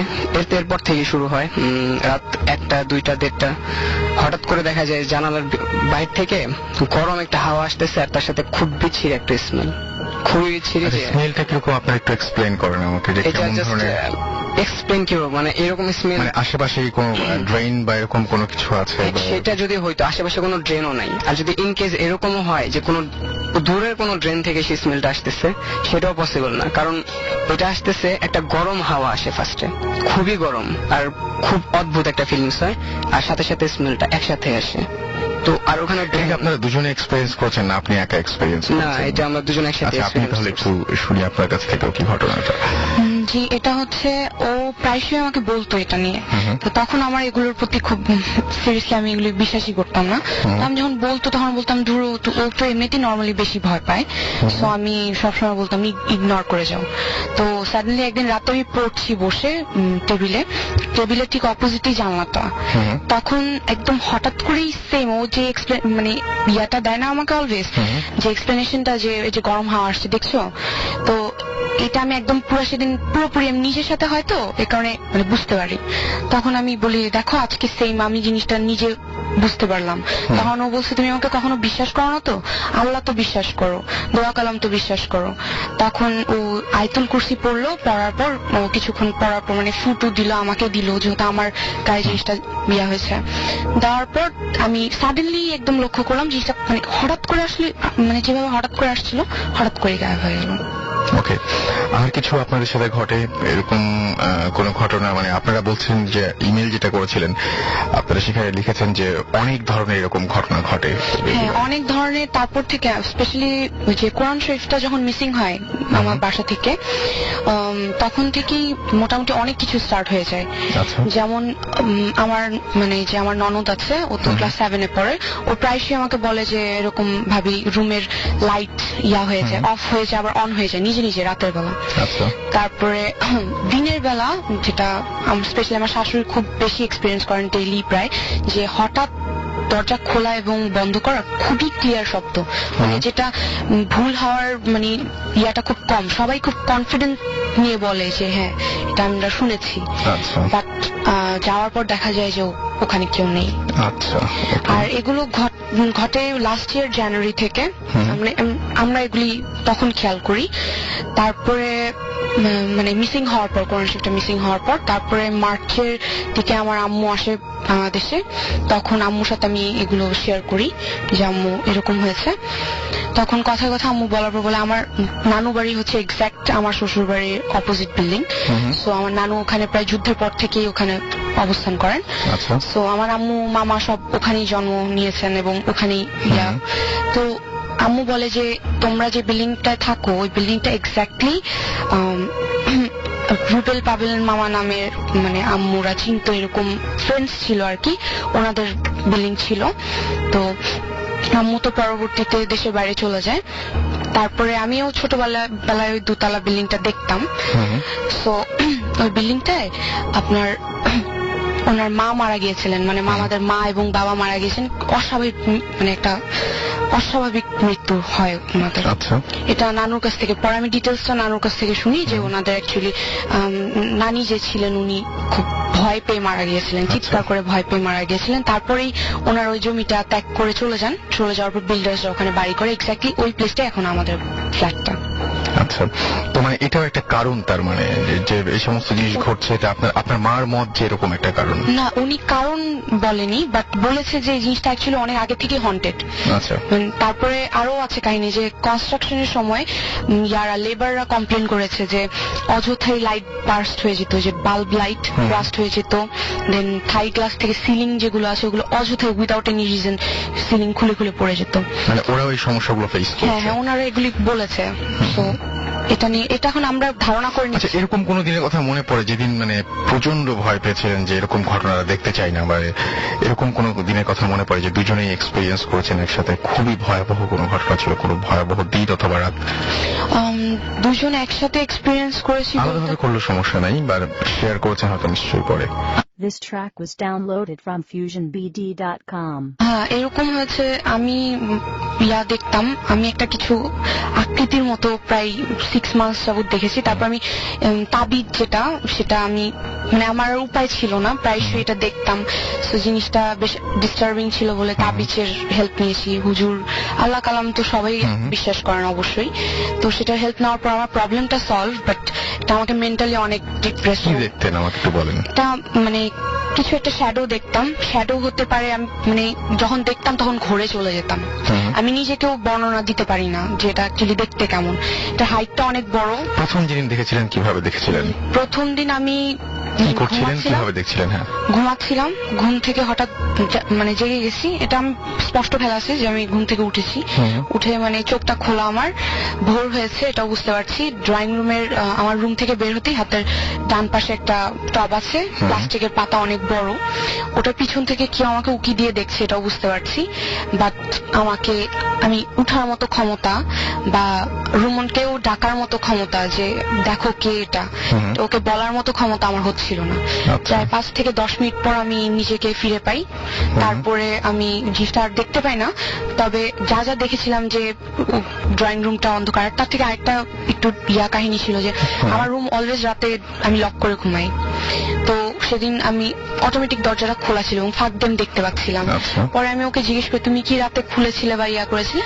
তখন ও বলে যে না, আমরা তো একসাথেই ঘুমেছি এবং আমি রাতে আর ওয়াশরুমেও যাই নাই যে আমি করবো। তো এটাই ছিল ঘটনা। আচ্ছা, আপনি কিছু মনে বলতে যাচ্ছিলেন? হ্যাঁ, বলেন। একসাথে এক্সপিরিয়েন্স করার একটা মেটার আছে, সেটা আমার বাসায় না, আমার গ্রামের বাড়িতে শেরপুর। সেটা হচ্ছে শেরপুরে আমরা বেড়াতে গেছিলাম একবার। তো সব সময় বেড়াতে গেলে দেখা যায় চাচা ফুপু যারা আছে সবাই একসাথে যায়। তো সেবার আমাদের পার্সোনাল কিছু কাজ ছিল, যার কারণে অন্যরা যায় না, শুধু আমরা গেছি আমাদের ফ্যামিলিটা। তো রাতেও আর আমি একসাথে শুয়ে আসছি। তো তখন 1টা থেকে 1:30 বাজে। এটা আমি ভয় পাইছি, সত্যি কথা বলতে। এক্সপিরিয়েন্স একসাথে করছি, কিন্তু ও ভয় পাইছে কিনা আই ডোন্ট নো। তো যখন শুয়ে আসছি আমি জানতাম যে ওই জায়গাটা হন্টেড, গ্রামের বাড়ির ওই জায়গায় আশেপাশে হন্টেড অনেক কিছু হয়, তো কখনো ফেস করি নাই। তো সাডেনলি নুপুরের শব্দ আমি শুনতে পাই, স্পষ্ট নুপুরের শব্দ। তো ওকে আমি বলতেছি নুপুরের শব্দ হচ্ছে, ও বলে না এটা ঝিঝি পোকা শব্দ করতেছে। তো আমি বলি না, আমি শিওর এটা নুপুরের শব্দ। পরে অনেকক্ষণ ধরে এটা হচ্ছে, মানে কেউ যদি লাফায় দৌড়ায় না, জাস্ট এক্স্যাক্টলি ওইরকম একটা শব্দ হচ্ছে। তো ও তখন বললো না অ্যাকচুয়ালি ঠিকই বলছো, নুপুরের শব্দ। তো আমি নড়তেও পারতেছিল না, সাহসী হচ্ছিল না যে জানালাটা দিয়ে দেখবো যে এটা কে করতেছে। তো অনেক কষ্টে কোনোভাবে ওকে নিয়ে আমি বলছি একটু তাকায় দেখি, একটু সাহস করি দেখি আমি। ও তো ভয় পায় না, ও দেখার জন্য পাগল, বাট ওকে আমি দেখতে দিচ্ছি না। তো কোনোভাবে জানালার পাশ দিয়ে উঁকি মারছি, তো যেটা দেখতে পারছি যে নুপুরের শব্দ হইতেছে। সে বৃষ্টি হয়েছিল, মানে কাদা ছিল, তখন বৃষ্টি হয়নি, বৃষ্টি আগেই হয়েছে, কিন্তু ওখানে কাদা ছিল। আমি দেখতেছি যে কাদার ভিতরে মানুষ লাফ দিলে যে কাদার থেকে পানি ছিটে না, কাদা ছড়ায় যায়, ওই রকম হচ্ছে, বাট কাউকে দেখা যাচ্ছে না। সাথে সাথে নুপুরের শব্দটা হচ্ছে। আচ্ছা, এটা দেখে প্রচন্ড ভয় পেয়েছিলাম সেদিন। তারপরে আর কিন্তু মানে সেই ব্যক্তি বা যা দেখা যাচ্ছিল না, ব্যাপারটা ঘটতে তাকে দেখা যাচ্ছিল না। হ্যাঁ, ওকে। আর আরো কিছু ভয়ের কোনো কিছু মনে পড়ছে? ভয়ের বলতে না, রিসেন্টলি যেটা হয়েছে বাসায় যেটা হয়েছে সেটা হচ্ছে আমাদের অ্যাকোয়ারিয়াম কেনা হয়েছিল জানুয়ারিতে। অ্যাকোয়ারিয়াম কেনার পরে ফার্স্টের দিকে লিক হয়ে গেল অ্যাকোয়ারিয়ামটা, দ্বিতীয় দিনেই। তো লিক হওয়ার পরে নর্মালি ভাবলাম যে লিকই মনে হয়েছিল। তো দেখলাম যে পানি খুব কম পড়তেছে, তো আমরা বাইরে যাব, তখন বিকালবেলা, তো আস্তে আস্তে রাত হবে। তো ও বললো যে আইসা ক্লিন করা যাবে, এখন কোন একটা কাপড় টাপড় দিয়ে পানি আটকানোর ব্যবস্থা করি। তো রাতে যখন বাসায় আসলাম দেখলাম যে যতটুকু পানি পড়ছিল অতটুকুই, মানে লিক আর নাই ওখানে, যেটা বুঝলাম। আচ্ছা, তো আমরা ভাবলাম যে তা ঠিক আছে, লিক যেহেতু আর নাই, কোনোভাবে হয়তো বা ঠিক হয়ে গেছে, বা পানি অন্য কোথা থেকে পড়ছে। তো ঘুমায় পড়লাম যে সকালে দেখা যাবে আবার কি হয়। তো সকালে যেটা দেখলাম যে অ্যাকোয়ারিয়ামে কোনো পানি নেই, সব পানি ফ্লোরে। আচ্ছা, অ্যাকোয়ারিয়ামে কোনো পানি নেই। ওকে। তো সেদিন লিক ঠিক করা হলো। লিক ঠিক করার পরে যেদিন আনলাম সেদিন ঠিক দুপুরবেলা লাঞ্চ করতেছিলাম, রুমের ভিতরে ছিলাম তখন। তো ও আর আমি একসাথে ছিলাম। সাডেনলি দেখলাম যে লাইটটা একবার অন অফ হলো, আর একটা শব্দ হইলো, ঠাস করে একটা শব্দ হলো। তারপর অ্যাকোয়ারিয়ামটা কাঁপলো জাস্ট। তারপরে ভাবলাম যে কি হইলো, দেখলাম কিছু বুঝলাম না, দেখলাম হালকা পানি বেরোচ্ছে। তারপরে মাছগুলো সব বালতিতে আলাদা করে অ্যাকোয়ারিয়ামটা ক্লিন করবো, তখন দেখি যে একটা ক্রস চিহ্ন, অ্যাকোয়ারিয়ামের তলাটা ক্রস চিহ্ন হয়ে ফেটে গেছে। তো এটা দেখলাম, এটাও সিম্পল নিলাম, এটা কিভাবে হয় আই ডোন্ট নো, বাট এটাও সিম্পলি নিলাম।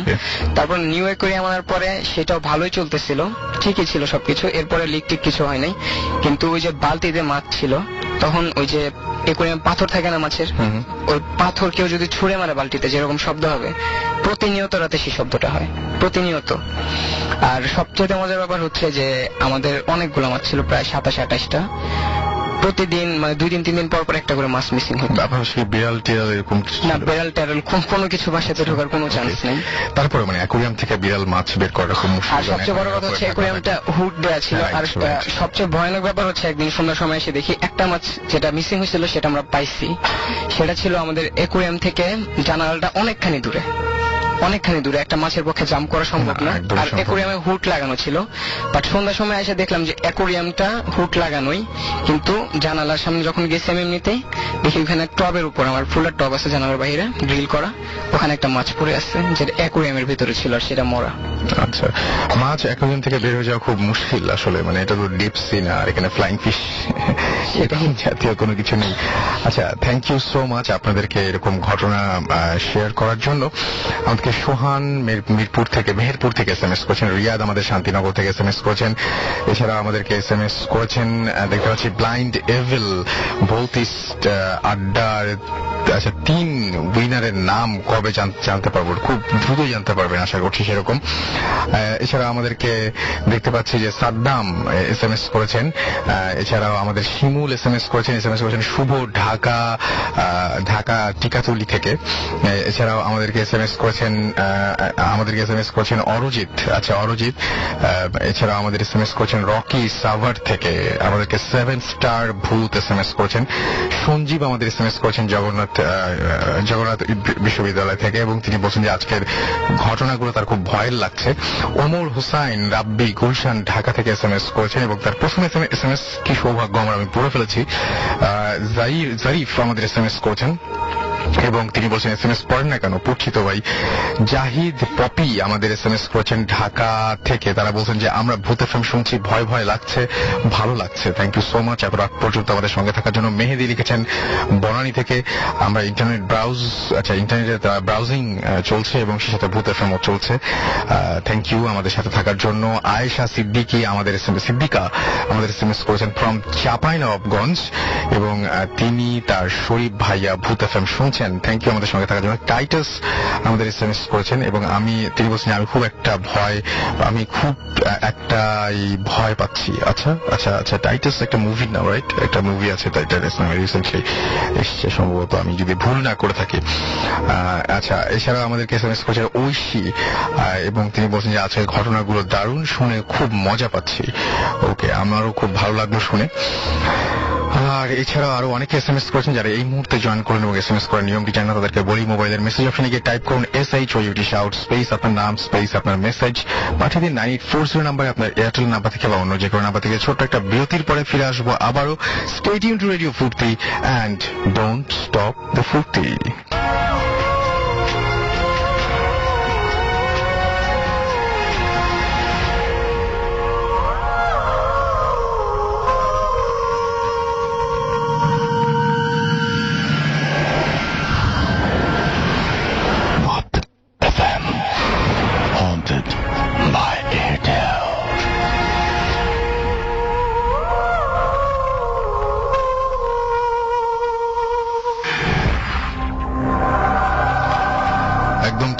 শুনছেন সব সময়ের রেডিও ফুর্তি, চলছে ভূত FM হন্টেড বাই এয়ারটেল। আর আমি রাসেল সাথে আছি, আমার সাথে আছে মাসুম, এবং আজকের নতুন অতিথিরা অলরেডি আমাদের স্টুডিওতে এসে পৌঁছেছেন। এবং আজকে আনফরচুনেটলি কেউ যদি আজকের এপিসোডটা মিস করে ফেলেন তাহলেও চিন্তার কিছু নেই, কারণ আমাদের এই এপিসোডটি আপনি আবারও শুনতে পারবেন এয়ারটেল এম রেডিওর মাধ্যমে। আপনার এয়ারটেল নাম্বার থেকে ডায়াল করুন 4040, সিলেক্ট করুন চ্যানেল 22, এবং তারপরে দেখতে পাবেন যে একে একে আপনাকে বিভিন্ন এপিসোডের অপশন দেওয়া হচ্ছে, এবং আপনি যে এপিসোডটি মিস করেছেন সেই এপিসোডটি আপনি মুহূর্তেই শুনে ফেলতে পারেন।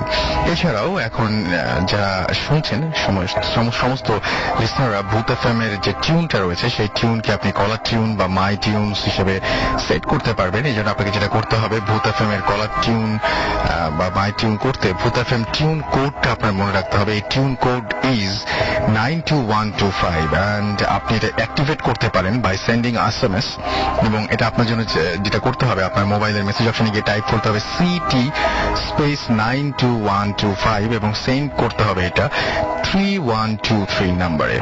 আমি দেখতে পাচ্ছি বেশ কিছু SMS চলে এসছে।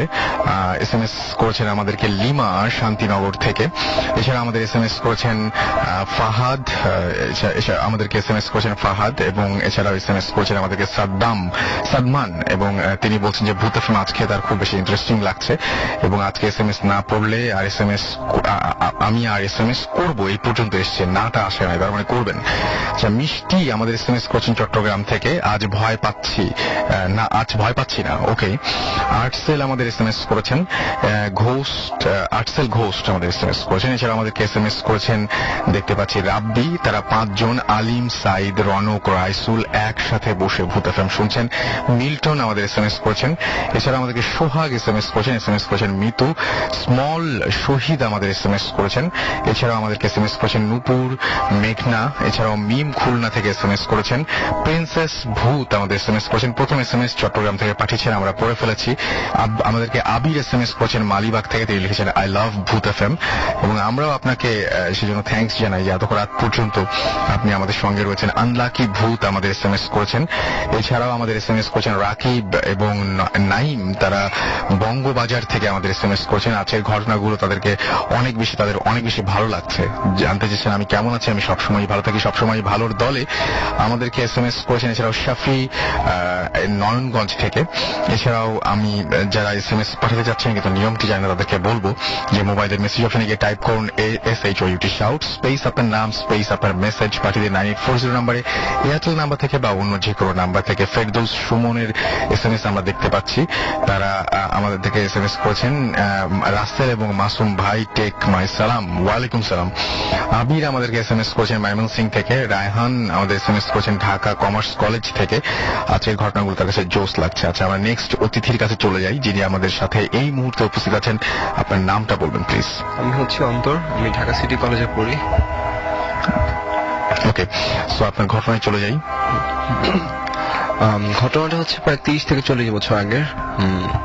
এটা হচ্ছে আমাদের গ্রামের বাড়ি কুমিল্লার ঘটনা। আমার ফুপু আর আমার বাবাকে নিয়ে 30-40 বছর আগে প্রায় আমার ফুপু একদিন খুব অসুস্থ ছিলেন। অসুস্থ থাকার পরে সারাদিন অসুস্থ ছিলেন। তো সন্ধ্যার দিকে রাতের বেলা প্রায় সবাই বাসায় এসেছেন, খেতে বসেছেন। তো তখন হঠাৎ করে আমার ফুপু আমার দাদুকে বললেন যে মা, আমার তো খুব খারাপ লাগছে, আমি একটু বাথরুমে যাব। তো দাদু বললেন যে আচ্ছা ঠিক আছে, তোমার তো শরীর খারাপ, তো আমি তোমার সাথে যাচ্ছি, আমি বাইরে দাঁড়াবো, তুমি টয়লেটে যেও। তো সবাই ঘরের মধ্যে খাচ্ছে, আর টয়লেটটা অনেক আগের কাহিনী যেহেতু, তো তখন বাথরুমটা একটু বাড়ি থেকে একটু দূরে ছিল। তো আমার দাদু হারিকেন নিয়ে আমার ফুপুর সাথে গিয়েছেন। যারপর আমার ফুপু ভিতরে গিয়েছেন, আমার দাদু বাইরে বসে আছেন। তো অনেকক্ষণ হয়ে গেছে, আমার ফুপু আসছেন না বাথরুমের ভিতর থেকে। দাদু দরজা নক করছেন, উনি খুলেন না দরজা, কোনো সারা শব্দও নেই। এরকম করতে করতে অনেক সময় যাওয়ার পর তারপর হঠাৎ দরজা ভেঙে তারপর ভিতরে দেখলো যে ভিতরে আমার ফুপু নেই। তো এলাকার মধ্যে তোলপাড় শুরু হয়ে গেছে যে উনি কোথায়, আমার ফুপু নেই। সবাই খুঁজছে ওনাকে। দরজাটা ভেতর থেকে, বাথরুমের দরজাটা ভেতর থেকে বন্ধ ছিল। হ্যাঁ, ভিতর থেকে বন্ধ ছিল, বাট ভিতরে আর কেউ নাই। এবং বাথরুমের উপর নিশ্চয়ই ছাদ ছিল নাকি? ছাদ ছিল। ওকে, ফাইন। ছাদ ছিল, ভিতরে কেউ নাই এখন। তারপর সবাই খুঁজছে ওনাকে। এখন পাশের বাড়ি, এখানে খোঁজার সময় পাশের বাড়ি একজন বললো যে আমার দাদি ওনাকে জিজ্ঞেস করেছেন যে আমার ফুপুকে উনি দেখেছেন নাকি। উনি বললেন যে হ্যাঁ, উনি আমার ফুপুকে দেখেছেন। আমার ফুপু ওনাকে বলেছেন যে উনি আমার আব্বুকে খুঁজতে বাইরে যাচ্ছেন, যে আমার আব্বু দুপুরবেলা থেকে বাড়িতে আসেননি। কিন্তু আমার আব্বু তখন বাড়ির ভিতরে সবার সাথে ভাত খাচ্ছিলেন রাতের বেলা। তারপর অনেকক্ষণ হয়ে গেছে, ফুপুকে পাচ্ছেন না। তো একসময় খুঁজতে খুঁজতে আমাদের বাড়ির পিছনে এসে জবা ফুলের একটা গাছ ছিল, এসে দেখেন যে ওখানে ফুপু দাঁড়িয়ে আছে। দূর থেকে ওনাকে ডাকতেছে মানুষজন, কিন্তু উনি কোনো জবাব দিচ্ছে না। তো ওনাকে এসে হঠাৎ করে ডাকতেছে, উত্তর দিচ্ছে না। পরে ওনাকে হঠাৎ করে টাচ করার পর উনি অজ্ঞান হয়ে যায়। পরে ওনাকে ধরে ঘরের ভিতরে নিয়ে আসা হয়। ঘরের ভিতরে নিয়ে আসার পর তারপর ওনার অনেকক্ষণ পরে সেন্স আসার পর ওনাকে বলা হয় যে উনি বাথরুমে গিয়েছেন। বাথরুমে যাওয়ার পর উনি হঠাৎ করে কি জানি কালো দেখলেন, দেখার পর ওনার কোনো সেন্স ছিল না। তারপর একটু উনি জানেন না। আর যেটা হচ্ছে যে ওনার তখন শরীর অনেক খারাপ ছিল, অনেক জ্বরও ছিল। তারপর উনি অনেকদিন অসুস্থ ছিলেন। পরে একদিন হুজুরকে আনা হলো, একজন বিরাট বড় হুজুর আসলেন। হুজুর আনার পর ওনাকে বললেন যে আমাদের বাড়ির ভিতরে কেউ তাবিজ করেছেন আর ওনাকে জিনে ধরেছেন। আচ্ছা, জিনে ধরেছেন। তো এখন হুজুর ওনাকে ঝাড়ফুঁক দিন, তারপর উনি আস্তে আস্তে সুস্থ হচ্ছেন।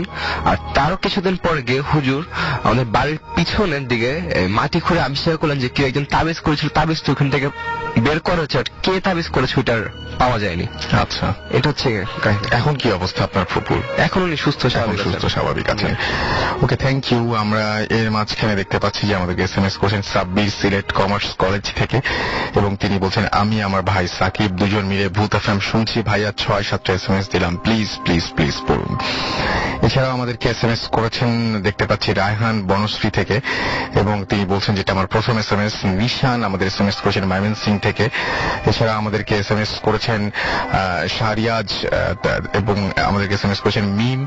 অবুজ আমাদের SMS করেছেন পার্থ খুলনা থেকে, এবং তিনি বলছেন যে আমার কাছে ব্ল্যাক ম্যাজিকের অনেক রিচ একটা ইবুক কালেকশন আছে। আমরা একটু আগে দেখলাম যে একজন আমাদের পাঠিয়েছেন ঘটনা, সেই লিসনার বললেন যে না, এই সমস্ত নিয়ে প্র্যাকটিস করা একেবারেই ঠিক না।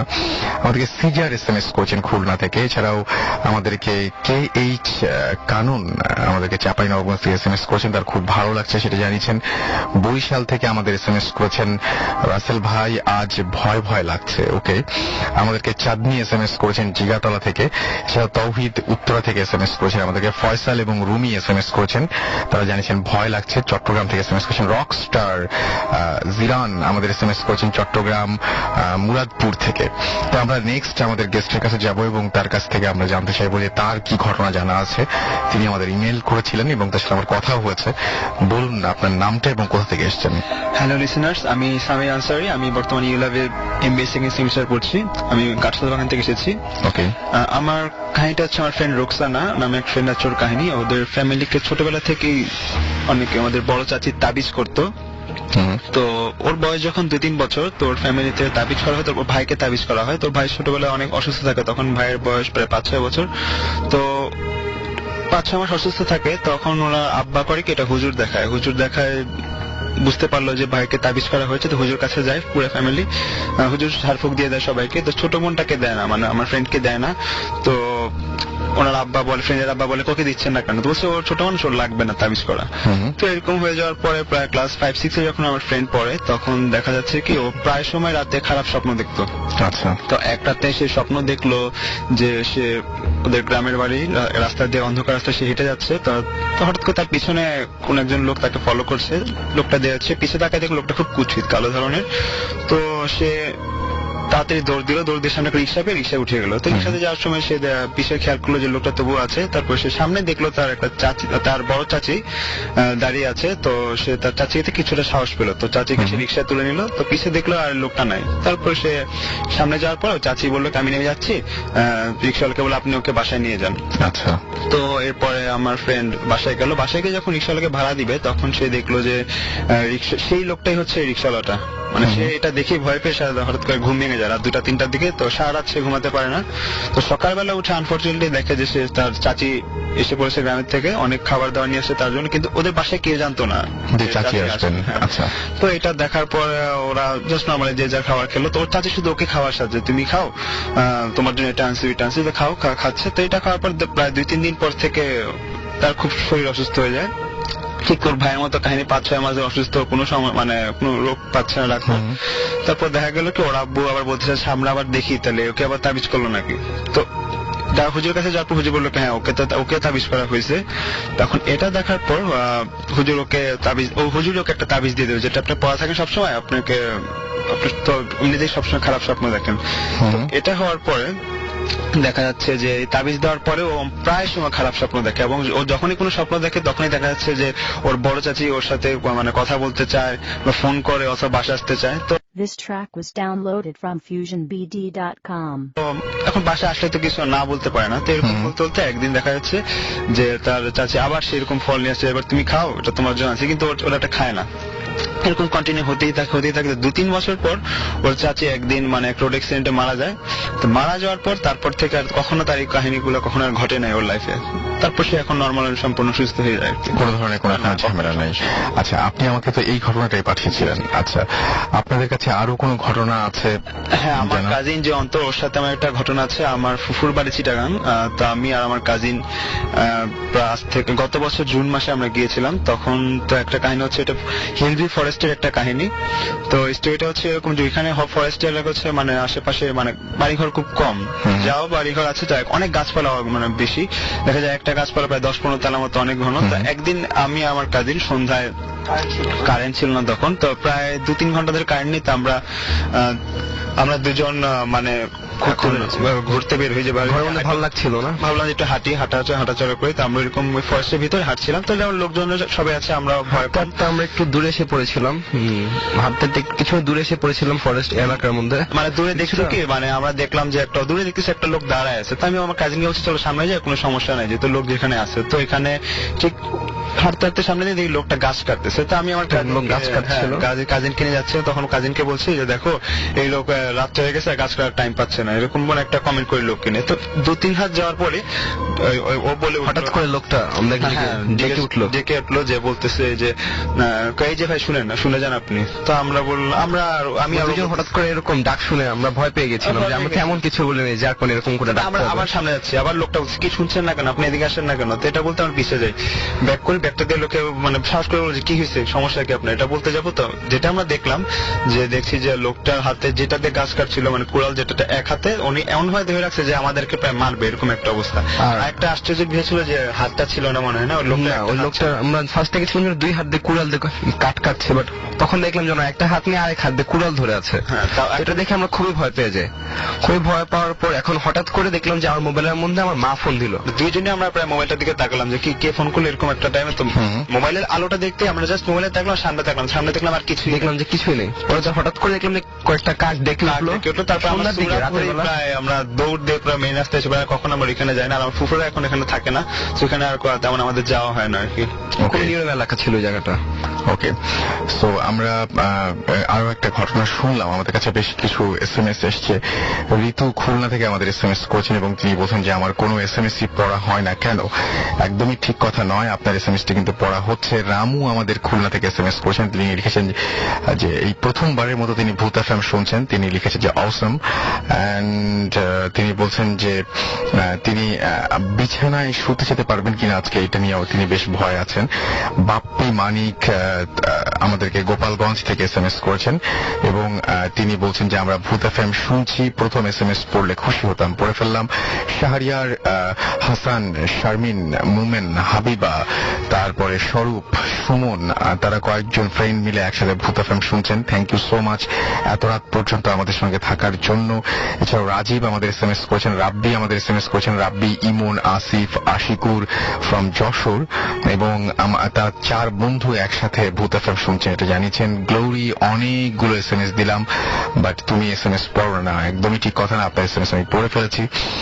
আমাকে SMS করছেন মনির এবং তিনি জিঞ্জিরা থেকে SMS করেছেন আমাদেরকে। এছাড়াও আমাদেরকে SMS করেছেন রুবাইয়া নূর, তিনি আমাদেরকে SMS করেছেন। এছাড়া SMS করেছেন প্রভা চট্টগ্রাম থেকে, আমাদেরকে মাহি SMS করেছেন। এছাড়া আমাদেরকে দুরন্ত রাজশাহী SMS করেছেন। রূপু ময়মনসিং থেকে SMS করেছেন। এছাড়াও ফয়সাল চট্টগ্রাম থেকে SMS করেছেন। SMS করেছেন কাউসার এবং আমাদেরকে SMS করেছেন। এছাড়াও দেখতে পাচ্ছি যে রাসেল ভাই, আমি নাসির মোল্লা নরসিংদী থেকে SMS করেছেন তিনি আমাদেরকে। এছাড়াও আমাদেরকে SMS করেছেন দেখতে পাচ্ছি আচ্ছা অপসরা চট্টগ্রাম থেকে, এবং তিনি বলেছেন যে আই লাভ ভূত স্টোরিজ, এবং মানে তারপরে ভৌতিক স্টোরিজ তিনি পছন্দ করেন সেটাই বলছেন আর কি। এছাড়া আমাদেরকে আবির মালিবাগ থেকে SMS করে লিখেছেন আবারও আমি I love Bhoot FM। Thank you so much এত রাত পর্যন্ত আমাদের সঙ্গে থাকার জন্য। আমাদের সাথে আরো একজন লিসনার আছেন, আপনার কোনো ঘটনা আছে এমনিতে? জি, আমার পার্সোনাল একটা ঘটনা আছে। পার্সোনাল ঘটনা খুব ছোট্ট করে আমাকে শুনিতে হলে ঘটনাটা। জি, আমার ঘটনা অ্যাকচুয়ালি আমার একটা কাজিন ছিল তীব্র, ওর সাথে একসাথে এই ঘটনাটা হয়।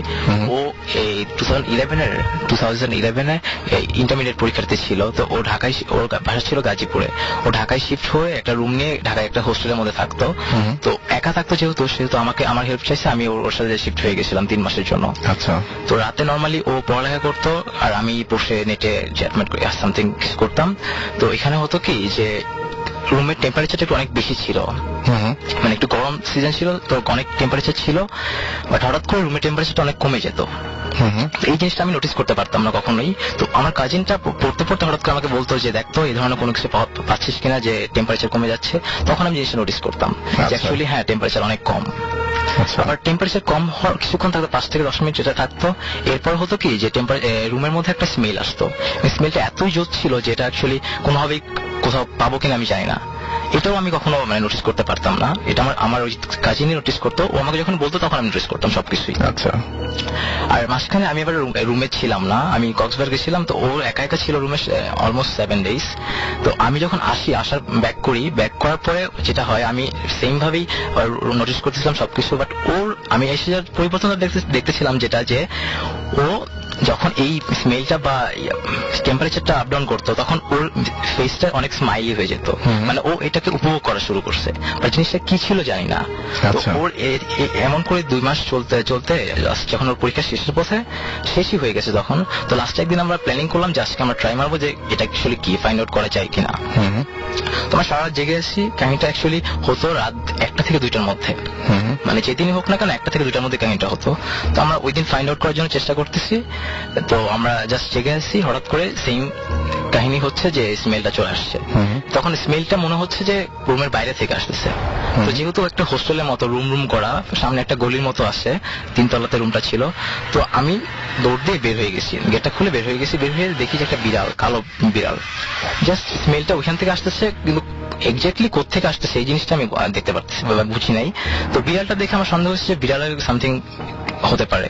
তো আমি ওকে ফলো করতেছি, জাস্ট অন্ধকার ছিল হালকা পাতলা, তো আমি মোবাইলের যে টর্চ লাইট ছিল ওটা দিয়েই জাস্ট ও ফলো করছি। ফলো করে পাশে ও সিঁড়ি ওইখানে চলে গেছে, তো ওইখানে 2টা ছেলে দাঁড়িয়ে কথা বলতেছিল।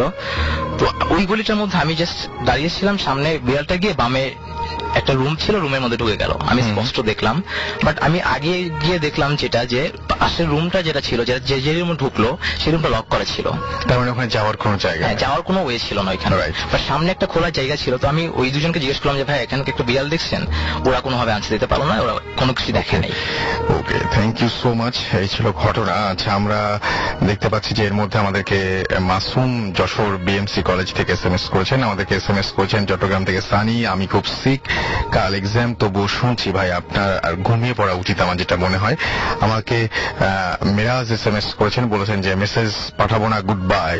আচ্ছা, যদি মেসেজ নাও পাঠান সমস্যা নাই, কিন্তু চলে যান না, কারণ তাহলে অনেকগুলো ঘটনা মিস করবেন, কারণ এরপরে আরো সব ঘটনা নিয়ে আমরা আসবো। রিয়াদ হাসান আমাদের SMS করেছেন, রিয়াদ হাসান নোমান খুলনা থেকে, তারা 2 ফ্রেন্ড মিলে শুনছেন। তো আমরা ছোট্ট ব্রেক নেব এবং যাওয়ার আগে জানিয়ে দেই যে যারা আমাদেরকে SMS করছেন এবং যারা এই মুহূর্তে জয়েন করেন, SMS করতে চাচ্ছেন কিন্তু নিয়মটি জানেন না, তাদেরকে বলি আপনার এয়ারটেল নাম্বার থেকে বা অন্য যে কোনো নাম্বার থেকে টাইপ করুন SHOUT শাউট স্পেস আপনার নাম স্পেস আপনার মেসেজ, আর পাঠিয়ে দিন 9840 নম্বরে, জানিয়ে দিন কেমন লাগছে আমাদের প্রোগ্রাম, কি করলে ভালো হয়, এবং আপনি যদি ঘটনা পাঠাতে চান আমাদেরকে, এবং আপনি যদি চান যে আগামী এপিসোডে আপনি এখানে উপস্থিত থেকে আপনিও আজকের যে সমস্ত গেস্টরা রয়েছেন তাদের মতো আপনিও ঘটনা বলবেন, তাহলে আপনাকে যেটা করতে হবে সেটা হচ্ছে আমাদেরকে ইমেইল করতে হবে। লিখে ফেলুন আমাদের অ্যাড্রেসটি bhootfm@radiofurti.fm। স্পেলিংটি আরো একবার বলে দিচ্ছি, স্পেলিংটি হচ্ছে BHWTFM@radioFOORTI.FM। আর এছাড়াও আপনি আমাদেরকে রেকর্ড ফাইল পাঠাতে পারেন, আপনার যে সমস্ত ঘটনাগুলো ঘটেছে, আপনার সাথে যে ঘটতে হবে এমন কোনো কথা নেই, অন্য কারোর সাথে ঘটলেও চলবে, বাট ঘটনা যদি আপনার জানা থাকে তাহলে সেই ঘটনাটা অবশ্যই সত্যি হতে হবে। সে ধরনের ঘটনাগুলো আমাদের পাঠান। ছোট একটা ব্রেকের পরে ফিরে আসছি। স্টে টিউনড রেডিও ফুর্তি এন্ড ডোন্ট স্টপ দ্য ফুর্তি।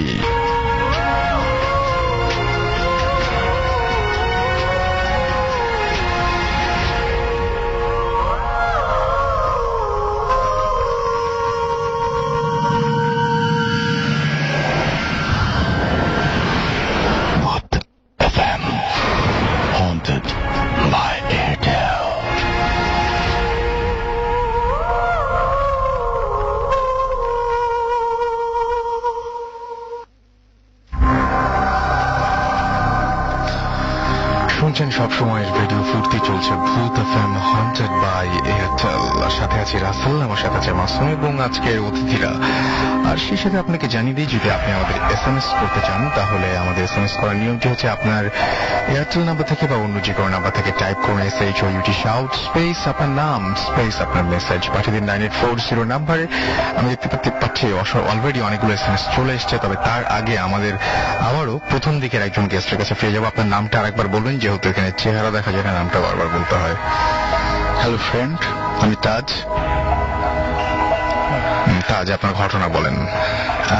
ঘটনাটা আপনার 16 ডিসেম্বর আমাদের ওইখানে শীতের সময় অনুষ্ঠান হয়, যেটাকে আমরা ব্যান্ড সঙ্গীত বলি। বাইরের থেকে অনেক দর্শক আসে, আবার বাইরের থেকে অনেক শিল্পী এনে আমাদেরকে অনুষ্ঠান ওখানে পরিচালনা করা অনুষ্ঠান হয়। সো সেদিন বরাবরের মতো আমি অনুষ্ঠান দেখে রাত মেবি 12টা বাজে। আমি বাসায় ফিরছি। তো বাসায় ফেরার পরে আমাদের একটা পুকুর আছে, বড় পুকুর। আমি সেখানে যথারীতি বরাবরের মতো পুকুরে পা ধোয়ার জন্য আমি পুকুরে নামছি। তার আগে আমার যেগুলো সামগ্রী থাকে, ঘড়ি, চশমা, ফোন, আমি সিঁড়ির উপরে রেখে পুকুরে আপনার হাঁটু সমান পানিতে নেমে আমি পা ধুচ্ছি। হঠাৎ আমি অনুভব করলাম আমার জন্য কে পিছন থেকে ধাক্কা মেরে ফেলে দিছে এবং সিঁড়ি ছাড়া আমি 3 হাত দূরে পড়ে গেছি এবং অনেকবার ওঠার চেষ্টা করছি কিন্তু উঠতে পারতেছি না। তো আমি অনেক দাপড়ি করছি, সাঁতারও কাটছি, উঠতে পারছি না। মনে হচ্ছে আমাকে কে যেন চুপাচ্ছে এবং কিছুক্ষণ পরে দেখলাম ছোট ছোট 2টা বাচ্চা সিঁড়ির উপরে দাঁড়িয়ে বলছে, আমরা তো অনেক দিন ধরে পুকুরের ভিতরে পড়ে আছি, কই কেউ তো আমাদেরকে একটু তুললো না, তা তুই পড়েছিস বলে এত সমস্যা হচ্ছে। তো আমি বলছি যে তা আমাকে বলছো কেন? বলে মনে হলো যেন আমি একটা হরর ফিল্মের ভিতরে আছি। অনেক কষ্ট করে ওঠার চেষ্টা করছি, উঠতে পারছি না। অবশেষে আমাদের ওইখানে থেকে যখন নাইট গার্ড যাচ্ছিল, নাইট গার্ডেরা দেখছে পুকুরের ভিতরে অনেক দাপাদাপি হচ্ছে। তখন নাইট গার্ডেরা মনে করছে যে পুকুর থেকে হয়তো মাছ চুরি করছে। তখন তাদের বড় টর্চ লাইট ছিল, টর্চ লাইট দিয়ে যখন মেরে দেখলো যে পুকুরের ভিতরে দাপাদাপি, ওরা অবশ্য তখন পুকুরের ধারে এসে দেখলো যে মানুষ দাপাদাপি করছে। তারপরে ওরা দেখলো যে আমাকে ওরা টেনে তুললো। তোলার পরে কিছুক্ষণ পরে আমি তো ওখানে জ্ঞান হারিয়ে পড়ে গেছিলাম। তো বাচ্চা দুটোর কারণ হচ্ছে আমার পুকুর পাড়ে একটা কবর আছে ছোট বাচ্চার, সে কবরটা অলরেডি আমাদের পুকুরের ভিতরে চলে গেছে, যার কারণে আমাকে হয়তো তারা মেসেজ দিয়ে দিচ্ছে যে কবরটাকে ঠিক করার জন্য বা কোনো কিছু করার জন্য। তারপর থেকে আমার 1 সপ্তাহ জ্বর ছিল। সো রাসেল ভাই, থ্যাঙ্কস। ওকে, আচ্ছা, আপনার কোনো ঘটনা কি আছে? আর আপনার আরেকটা মনে হয় ঘটনা ছিল যে রাতের বেলায় কোন একটা ভয় পেয়েছিলেন, এরকম একটা ঘটনা ছিল বোধহয়, নাকি আপনি বলবেন? কেউ একজন। আমার একটা ঘটনা ছিল। আচ্ছা, আমি এটা নিব না। থ্যাংক ইউ রাসেল ভাই। This is Limon again. আমি এখন যে ঘটনাটা শেয়ার করব, সেই ঘটনাটা আমার এক বড় ভাইয়ের সাথে ঘটে যাওয়া ঘটনা। তো আমার বড় ভাই উনি এটা তার নিজের লাইফের সাথে এক্সপিরিয়েন্স করছেন। তো আমি সরাসরি ঘটনায় চলে যাচ্ছি। তো আমার বড় ভাই ঢাকায় থাকেন, চাকরি করেন। তো উনি কোনো একটা কারণে অনেক লেট নাইটে বা গভীর রাত্রে ঢাকা থেকে বাড়ির উদ্দেশ্যে যাত্রা করেছিলেন বা বাড়িতে যাচ্ছিলেন। তো তিনি যখন বাস থেকে নামেন, বাড়িতে যাবেন, তখন অলমোস্ট রাত প্রায় 3:30 কি 4টা, নিয়ার অ্যাবাউট 4 AM এরকম হবে। তো তিনি যাচ্ছেন। তো এখানে বলে রাখি যে তার যে বাসা, তার বাসার দিকে যেতে হলে অনেকটা গ্রাম সাইড, রাস্তার 2 ধারে অনেক গাছপালা এবং অনেক ধান ক্ষেত। তো তিনি যখন তার বাড়ির দিকে টার্ন নিচ্ছিলেন, তো তখন তিনি দেখলেন যে তার রাস্তার সাইডে যে ধানি জমিগুলো ছিল বা ফসলি জমি যে ছিল, সেখানে তার খুব পরিচিত একটা লোক কাজ করছে বা কোদাল দিয়ে মাটি কোপাচ্ছে, এরকম দূরে থেকে তিনি দেখছেন। তো তিনি দেখা সেই লোকটাকে ডাক দেওয়ার চেষ্টা করলেন বা তাকে ডাকতেছিলেন। তো তখন তিনি যেটা দেখলেন যে সেই লোকটা তার ডাক শুনছে না, অনবরত কাজ করে যাচ্ছে। আমার ভাইয়ের মনে কনফিউশন হচ্ছিল যে কেন সে সাড়া দিচ্ছে না। তো যেহেতু সে সাড়া দিচ্ছে না, আমার ভাইয়ের কৌতূহলটা হলো যে তার কাছে যে তার সাথে কথা বলার জন্য। তো তিনি সেই লোকটার কাছে যেতে শুরু করলেন। তো আমার ভাই পরে যেটা নোটিস করলো যে তিনি যত সেই লোকটার দিকে আগাচ্ছেন, সেই লোকটা তত আরো সামনের দিকে আগাচ্ছে, মানে আমার ভাইয়ের থেকে আরো কয়েক কদম সামনে এগিয়ে যাচ্ছে। তো তিনি এক পর্যায়ে তাকে ধরতে পারছিলেন না, মানে যতই তিনি আগাচ্ছেন সে তত আরো দূরে সরে যাচ্ছে। তো তিনি তাকে ধরার জন্য অনেক চেষ্টা করলেন। আমার ভাই ভাবছিলেন যে হয়তো লোকটা তার সাথে মজা করছে। তো তিনি তিনি তাকে ধরার জন্য সামনের দিকে ধাওয়া করে যাচ্ছিলেন। এক পর্যায়ে তিনি প্রচন্ড দৌড়াচ্ছিলেন। দৌড়াতে দৌড়াতে তাদের বাড়ির ওই সাইডে একটা জঙ্গলের মতো আছে। তো ওই সাইডে যে হঠাৎ করে আমার ভাই নোটিস করলো যে সামনে যে লোকটা ছিল সেই লোকটা একদম ভ্যানিশ, সেই লোকটা ওখানে নাই। তারপর তিনি আমার ভাই সে জায়গায় গিয়ে তারপর তিনি নোটিস করলেন যে তিনি দিক হারিয়ে ফেলছেন, যে তিনি কোন দিক থেকে আসছেন তিনি গেস করতে পারতেছিলেন না যে আসলে কোন দিকে এখন যাওয়া উচিত। তিনি প্রচন্ড ভয় পাচ্ছিলেন। তো তারপর তিনি কোন কি করতে হবে না ভাবতে পেরে তিনি যে দিক থেকে আসছিলেন সেদিকে দৌড়ে চিৎকার করতে করতে দৌড়ে যাচ্ছিলেন। তারপর একটা লোকালের মতো জায়গায় আসে তারপর তিনি জ্ঞান হারিয়ে পড়ে যান। তারপর আশেপাশে যারা স্থানীয় লোকজন আছে তারা তার চিৎকার শুনে তাকে এসে সেভ করে এবং পরদিন সকালে যখন আমার ভাইয়ের জ্ঞান ফিরে তারপর তিনি সবাইকে ঘটনাটা শেয়ার করেন এবং তারপর ওটা বলা হয় যে সেই লোকটা নাকি তার মাত্র 3 দিন আগে মারা গিয়েছিল। তো এই ছিল ঘটনা আর কি। ওকে, থ্যাংক ইউ সো মাচ। আমরা কিছু SMS চাই। আমাদেরকে পালুল SMS করেছেন ঢাকা থেকে, এছাড়াও আমাদেরকে রায়হান SMS করেছেন গাইবান্ধা থেকে। Thank you Bhoot FM, you are most welcome. Saju আমাদের SMS করেছেন BL কলেজ খুলনা থেকে। এছাড়াও আমাদেরকে শিহাব SMS করেছেন এবং এটা তার প্রথম SMS তিনি লিখেছেন। এছাড়া আমাদেরকে হৃদয় SMS করেছেন ফ্রম যশোর। এছাড়াও রফিক আমাদের SMS করেছেন। আলী হাসান নাখালপাড়া থেকে আমাদের SMS করেছেন। রুবেল আমাদের SMS করেছেন। আবির এবং ফরিদ মিরপুর 1 থেকে SMS করেছেন। এছাড়া আমাদেরকে ফামিদ SMS করেছেন আমাদেরকে মোতাহার। এছাড়াও রক্তিম আমাদেরকে কল্যাণপুর থেকে SMS করেছেন এবং তিনি বলছেন যে আজকে ভূত FM জমে গেছে। হৃদয় তুহিন মিরপুর 10 থেকে SMS করেছেন, লিখেছেন আমরা ভূত FM শুনছি। আচ্ছা, মুন্না আমাদের SMS করেছেন বনশ্রী থেকে। এছাড়াও নূপুর আমাদের SMS করেছেন। Rupur, Joni, Ritu, Megha, Reni, Shampa, Liza from Eden college hostel থেকে। তারা সবাই একসাথে ভূত FM শুনছেন। থ্যাংক ইউ এত রাত পর্যন্ত আমাদের সঙ্গে থাকার জন্য। রাতুল হাসান আমাদের SMS করেছেন। এছাড়া SMS করেছেন আমাদেরকে দেখতে পাচ্ছি মোহাম্মদ টিপু, জহুরা, রবিন, খালেদ ফ্রম মহাখালী। তারা কাজ করছেন এবং ভূত FM শুনছেন একসাথে।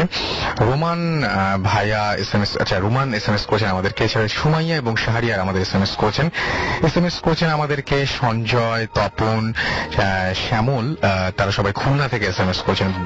এছাড়া আমাদেরকে মনি 35 SMS করেছেন নন্দীপাড়া থেকে। এছাড়া আমাদেরকে SMS করেছেন মোহাম্মদ কাউসার, মোহাম্মদ রিপন মিরপুর 13 থেকে। এছাড়াও রাজু আমাদের SMS করেছেন আমাদেরকে হেলাল চট্টগ্রাম থেকে। আমাদেরকে SMS করেছেন অ্যালিয়ান ঘোস্ট মার্চ থেকে। তো আমরা আরো SMS আপনাদের যারা পাঠাতে চাচ্ছেন তাদেরকে বলতে চাচ্ছি যে আপনারা SMS পাঠাতে হলে নিয়মটি হচ্ছে মোবাইলের মেসেজ অপশনে গিয়ে টাইপ করুন SHOUT শাউট স্পেস আপনার নাম স্পেস আপনার মেসেজ পাঠিয়ে দিন 9840 নম্বরে, আপনার এয়ারটেল নাম্বার থেকে বা অন্য যে কোনো নাম্বার থেকে। আর যদি আপনারা আমাদের সাথে আপনাদের ইমেইল পাঠাতে চান বা অডিও ফাইল পাঠাতে চান তাহলে আপনাকে যেটা করতে হবে আপনার ঘটনাটি সেটি আপনারই হোক বা অন্য যারই হোক না কেন সেটা রেকর্ড করতে হবে বা লিখতে হবে, লিখে পাঠিয়ে দিতে হবে ভূত FM@radiofurti.fm এই অ্যাড্রেসে। আমরা চলে আসছি আবার আপনাদের কাছে। আপনাদের দুজনের নামটা আরেকবার বলবেন। আমার নাম প্রীতি। আমি রুমন। আচ্ছা, তো আপনাদের এমনিতে মানে আপনার কি এটা কি আপনার শ্বশুর বাড়ির ঘটনা আপনি বলছেন, রাইট? তো শ্বশুর বাড়ির ঘটনা, আপনি তো শ্বশুর বাড়িতে ওঠার পরে এই ঘটনাগুলো জানতে পেরেছেন। আগে আমি জানতে চাচ্ছি আপনার কাছ থেকে যে আপনি একা ছোটবেলায় বা আপনাদের বাসার অন্য কেউ কি এই ধরনের ঘটনাগুলো ফেস করেছে, আপনার বাবা মা বা এরকম? না, মূলত ওই জায়গাটা ওর আম্মুর কাছ থেকে, যেটা ওর নানার কাছ থেকে শুনছি যে আমাদের ওই বাসাটা হন্টেড ছিল, বাট ফ্ল্যাট হওয়ার পরে তো মিলাদ হওয়ার পরে আমরা উঠছি। তো আব্বু, আম্মু, আমি, আমার ছোট বোন, আমাদের মধ্যে কেউ এরকম এক্সপিরিয়েন্স কখনো শেয়ার করিনি, অতটা নোটিসও করতে পারিনি। হ্যাঁ, ওরকম কিছু ছিল না। আচ্ছা, বাট আপনারা দুজন মিলে দেখেছেন। আচ্ছা, আর কোন ঘটনা আপনাদের মনে পড়ছে যে ঘটনাটা আসলেই মনে পড়লে প্রচন্ড ভয় লাগে দুজনের, এরকম কোন ঘটনা আছে? একটা ঘটনা আছে, সেটা অবশ্য আমার না, সেটা হচ্ছে আমার দাদার কাজিন। সেও আমার দাদা হতো, 3 বছর আগে সে মারা গেছে। তো তার ঘটনাটা হচ্ছে আমাদের গ্রামের বাড়িতে সে থাকতো গ্রামের একেবারে লাস্ট মাথায়। তার আশেপাশে 2টা কি 3টা বাড়ি ছিল, মানে এতটাই দূরে যে মূলত গ্রাম থেকে সে 1 কিলোমিটার দূরে থাকতো মিনিমাম। তো তার একটু সাহস ভালোই ছিল, খুব সাহসী লোক ছিল। এটা 1974 এর কাহিনী। তো একদিন যেটা শুনছি সে তার নিজের মুখে শোনা এটা আমার। তো সে একদিন বাজার থেকে আসছিল, বাজার করার পরে সেদিন সে শুটকি কিনছিল বাজার থেকে। তো আসার সময় তারা 4-5 জন একসাথে আসতেছিল গল্প করতে করতে সন্ধ্যার দিকে। তো যার যার বাসায় সবাই তো চলে গেছে, সবার বাসা আগে পড়ে যায়, তার বাসাটা সবার পিছনে ছিল, অনেক দূরে, 1 কিলোমিটার প্রায়। তো অনেকে 2-1 জন বললো যে আমি কি আগে দিয়ে আসবো কিনা, 2 জন যে বললো না দরকার নেই, আমি যেতে পারবো, একা সমস্যা নেই। তো সে একা যাচ্ছে। তো কিছুটা যাওয়ার পরে সে দেখতে পারলো যে রাস্তায় কেউ একজন দাঁড়ায় আসছে, মানে একটা শ্যাডো টাইপ কিছু একটা সাদা। তো সামনে আগাইতে দেখে যে একটা বাচ্চা ছেলে, বয়স 12 থেকে 13 হবে। তো সে বললো যে বাবা এত রাতে তুমি এখানে কি করো, কারণ ওখানে 8টা-9টায় হচ্ছে অনেক রাত, সবাই ঘুমায় পড়ে, কারেন্ট নেই। তো বাচ্চারা বলতেছে তুমি বাজার থেকে আসছো। তো সে একটু ভরকায় গেছে যে বাচ্চাটা তাকে তুমি করে বলতেছে, সে মুরব্বী মানুষ। বলছে তুমি কার ছেলে?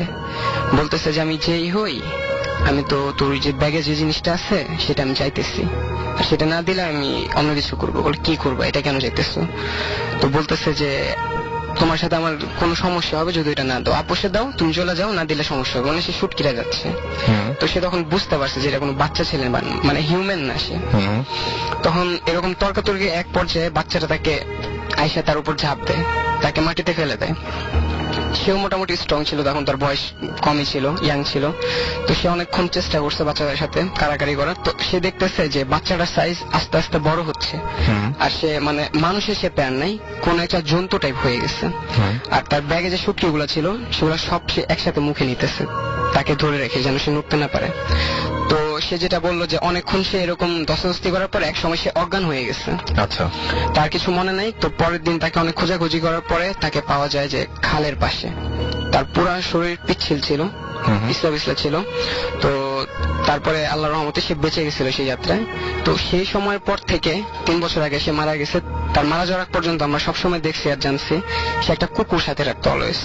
সেই সময় এটা সে ভয় পাইতো যে কুকুর যেটা ছিল, আমি যেটা জানি, সে আমাকে বলছিল যে কুকুররা নাকি এইসব জিনিস দেখতে পারে, আশেপাশে জিন টিন বা আত্মা এসব আসলে তারা আগে থেকে দেখতে পারে, আর তারা চিল্লানো শুরু করে, জাস্ট সাবধান হওয়ার জন্য রাখছিল। তো এরকম 4-5 বার কাহিনী ঘটছে যে এই কুকুরটা যে সে রাখছিল 2 বা 3 মিনিটের জন্য, দিনের বেলা হোক, রাতের বেলা হোক, ভোরের বেলা হোক, কুকুরটা যদি তার থেকে 2 বা 3 মিনিটের জন্য কোথাও দূরে থাকতো, তাকে আর পাওয়া যেত না। সে বলতো যে কুকুরটা যদি দূরে থাকতো, আমার মধ্যে না থাকতো, আশেপাশে কোথাও না থাকতো, তাহলে আমি শুধু দেখতাম যে কালো একটা চাদর আমার চোখের উপর পড়তেছে। এরপর আর কিছু মনে থাকতো না। যখন সে উঠতো তখন সে দেখতো সে থাকে শেরপুর, সে হয় ময়মনসিং আছে, নয় জামালপুর, নয় টাঙ্গাইল, কোন এক জায়গায় চলে গেছে। ওকে, থ্যাংক ইউ আপনাদের সবাইকে। আমার মনে হয় যে সবার মোটামুটি যা বলার ছিল সবাই বলে ফেলেছেন, এবং আমিও সেই সাথে বলতে চাই যে আপনারা যারা আমাদেরকে আগামীতে এখানে স্টুডিওতে উপস্থিত থাকতে চান তারা আমাদেরকে ইমেল করুন, এবং ইমেল করার অ্যাড্রেসটি আমি আরো একবার বলে দিচ্ছি, bhootfm@radiofurti.fm। আসলে মানুষের জীবনে বিভিন্ন সময়ে বিভিন্ন ঘটনা ঘটে, এবং সেই ঘটনাগুলো কোনো কোনো সময় আমরা গুরুত্ব দেই, কোনো কোনো সময় গুরুত্ব দেই না, এবং আমরা খুব ছোটখাটো ব্যাপারগুলো এড়িয়ে চলি। আমি আজকেও একটা ঘটনা এরকম শুনছিলাম যে এরকম দেখা যায় যে অনেকের লাইফে এরকম ঘটে যে একটা জিনিস হয়তো কোনো একটা জায়গা থেকে হারিয়ে গেছে, আবার কিছুদিন পরে সেই জায়গাতেই আবার সেই জিনিসটা ফেরত পাওয়া যায়। এরকম ঘটনা কিন্তু অনেক সময় ঘটে, এবং অনেক গুরুজনরা এটা বলেন, বিশ্বাসও করেন এরকম যে হ্যাঁ এটা হারিয়ে গেছে, কিছু মনে করো না, দেখবা যে যেখান থেকে হারিয়েছে সেখানে আবার পেয়ে যাবা। তো আমি কিছু SMS পড়ে ফেলি। পারভেজ আমাদের SMS করেছেন, আমাদেরকে SMS করেছেন MH রাসেল, এছাড়াও মিতু মো আসমি মনি মিরপুর থেকে আমাদের SMS করেছেন, ইসনা আমাদের SMS করেছেন ঢাকা থেকে, এছাড়াও সিয়া আমাদের SMS করেছেন। আচ্ছা, এছাড়া আমাদেরকে SMS করেছেন জুয়েল টিটু সুমন, এছাড়া আমাদেরকে SMS করেছেন শশী নটিনহাম কলেজ থেকে, লিজন আমাদের SMS করেছেন, সুজন SMS করেছেন আমাদেরকে, SMS করেছেন দিশাদ, SMS করেছেন এনায়েত, SMS করেছেন আমাদেরকে নিকুঞ্জ থেকে লেনিন, এছাড়া মিরাজ আমাদের SMS করেছেন, নাজিম SMS করেছেন, সুমাইয়া SMS করেছেন নিধি আজিমপুর থেকে, মোহাম্মদপুর থেকে আমাদের SMS করেছেন, আমাদের SMS করেছেন আমি তিনি আমার নাম, আচ্ছা আমি তিনি তার নামটা লেখেননি আর কি। যাই হোক, অনেকে আমাদের SMS করছে এবং যারা এতক্ষণ ধরে SMS করছিলেন তাদেরকে অনেক অনেক ধন্যবাদ জানাচ্ছি। অনেকের SMS পড়া আমাদের পক্ষে সম্ভব হয়নি, সেজন্য আমি আবারও দুঃখিত। বাট এখানে আসলে অনেকটাই আমার মানে কিছু করার থাকে না আর কি। যেটা বলছিলাম যে এরকম ধরনের ঘটনা বলে থাকি যে অনেকে আমরা কিছু জিনিস ইগনোর করি। তবে একটা জিনিস আমি সবাইকে সাজেস্ট করবো যে বিশেষ করে আমি অনেক ইমেল পাই এরকম যে ভূত FM শোনার পরে তারপরে রাতের বেলায় ভয় পান। তো এমনিতেই যে জিনিসটা হয় সেটা হচ্ছে শোনার পরে মাথার ভিতরে একটা ভয় কাজ করে। আর যে কোনো জিনিস দেখার পরে প্রথমেই ভয় পেয়ে যাবেন না, মানে আমার যেটা মনে হয় যে সেটা আপনি হ্যালোসিনেট করতে পারেন, অন্য কোনো কিছু ঝামেলা হতে পারে, ঘুমের মধ্যে স্বপ্ন দেখতে পারেন। সুতরাং একটু শান্ত হয়ে জিনিসটা ভালোভাবে বুঝে, পরিস্থিতি বুঝে তারপর সেই পরিস্থিতি মোকাবেলা করার চেষ্টা করবেন। সবাই ভালো থাকুন, অনেক সুন্দর একটা সপ্তাহ কাটুক আপনাদের এবং অনেক অনেক অনেক ভালো কাটুক এই মাসটি, এই বিশেষ করে আগামী সপ্তাহটি। আবারও আগামী শুক্রবারে ঠিক রাত 11:59 ফিরে আসবো নতুন অতিথিদের নিয়ে। সেই পর্যন্ত সবাই অনেক অনেক অনেক বেশি ভালো থাকবেন, অনেক সুস্থ থাকবেন, অনেক সুন্দর থাকবেন এবং মোস্ট ইম্পর্টেন্টলি ফুর্তিতে থাকবেন। আজকের মতো এখানেই tata. This track was downloaded from FusionBD.com.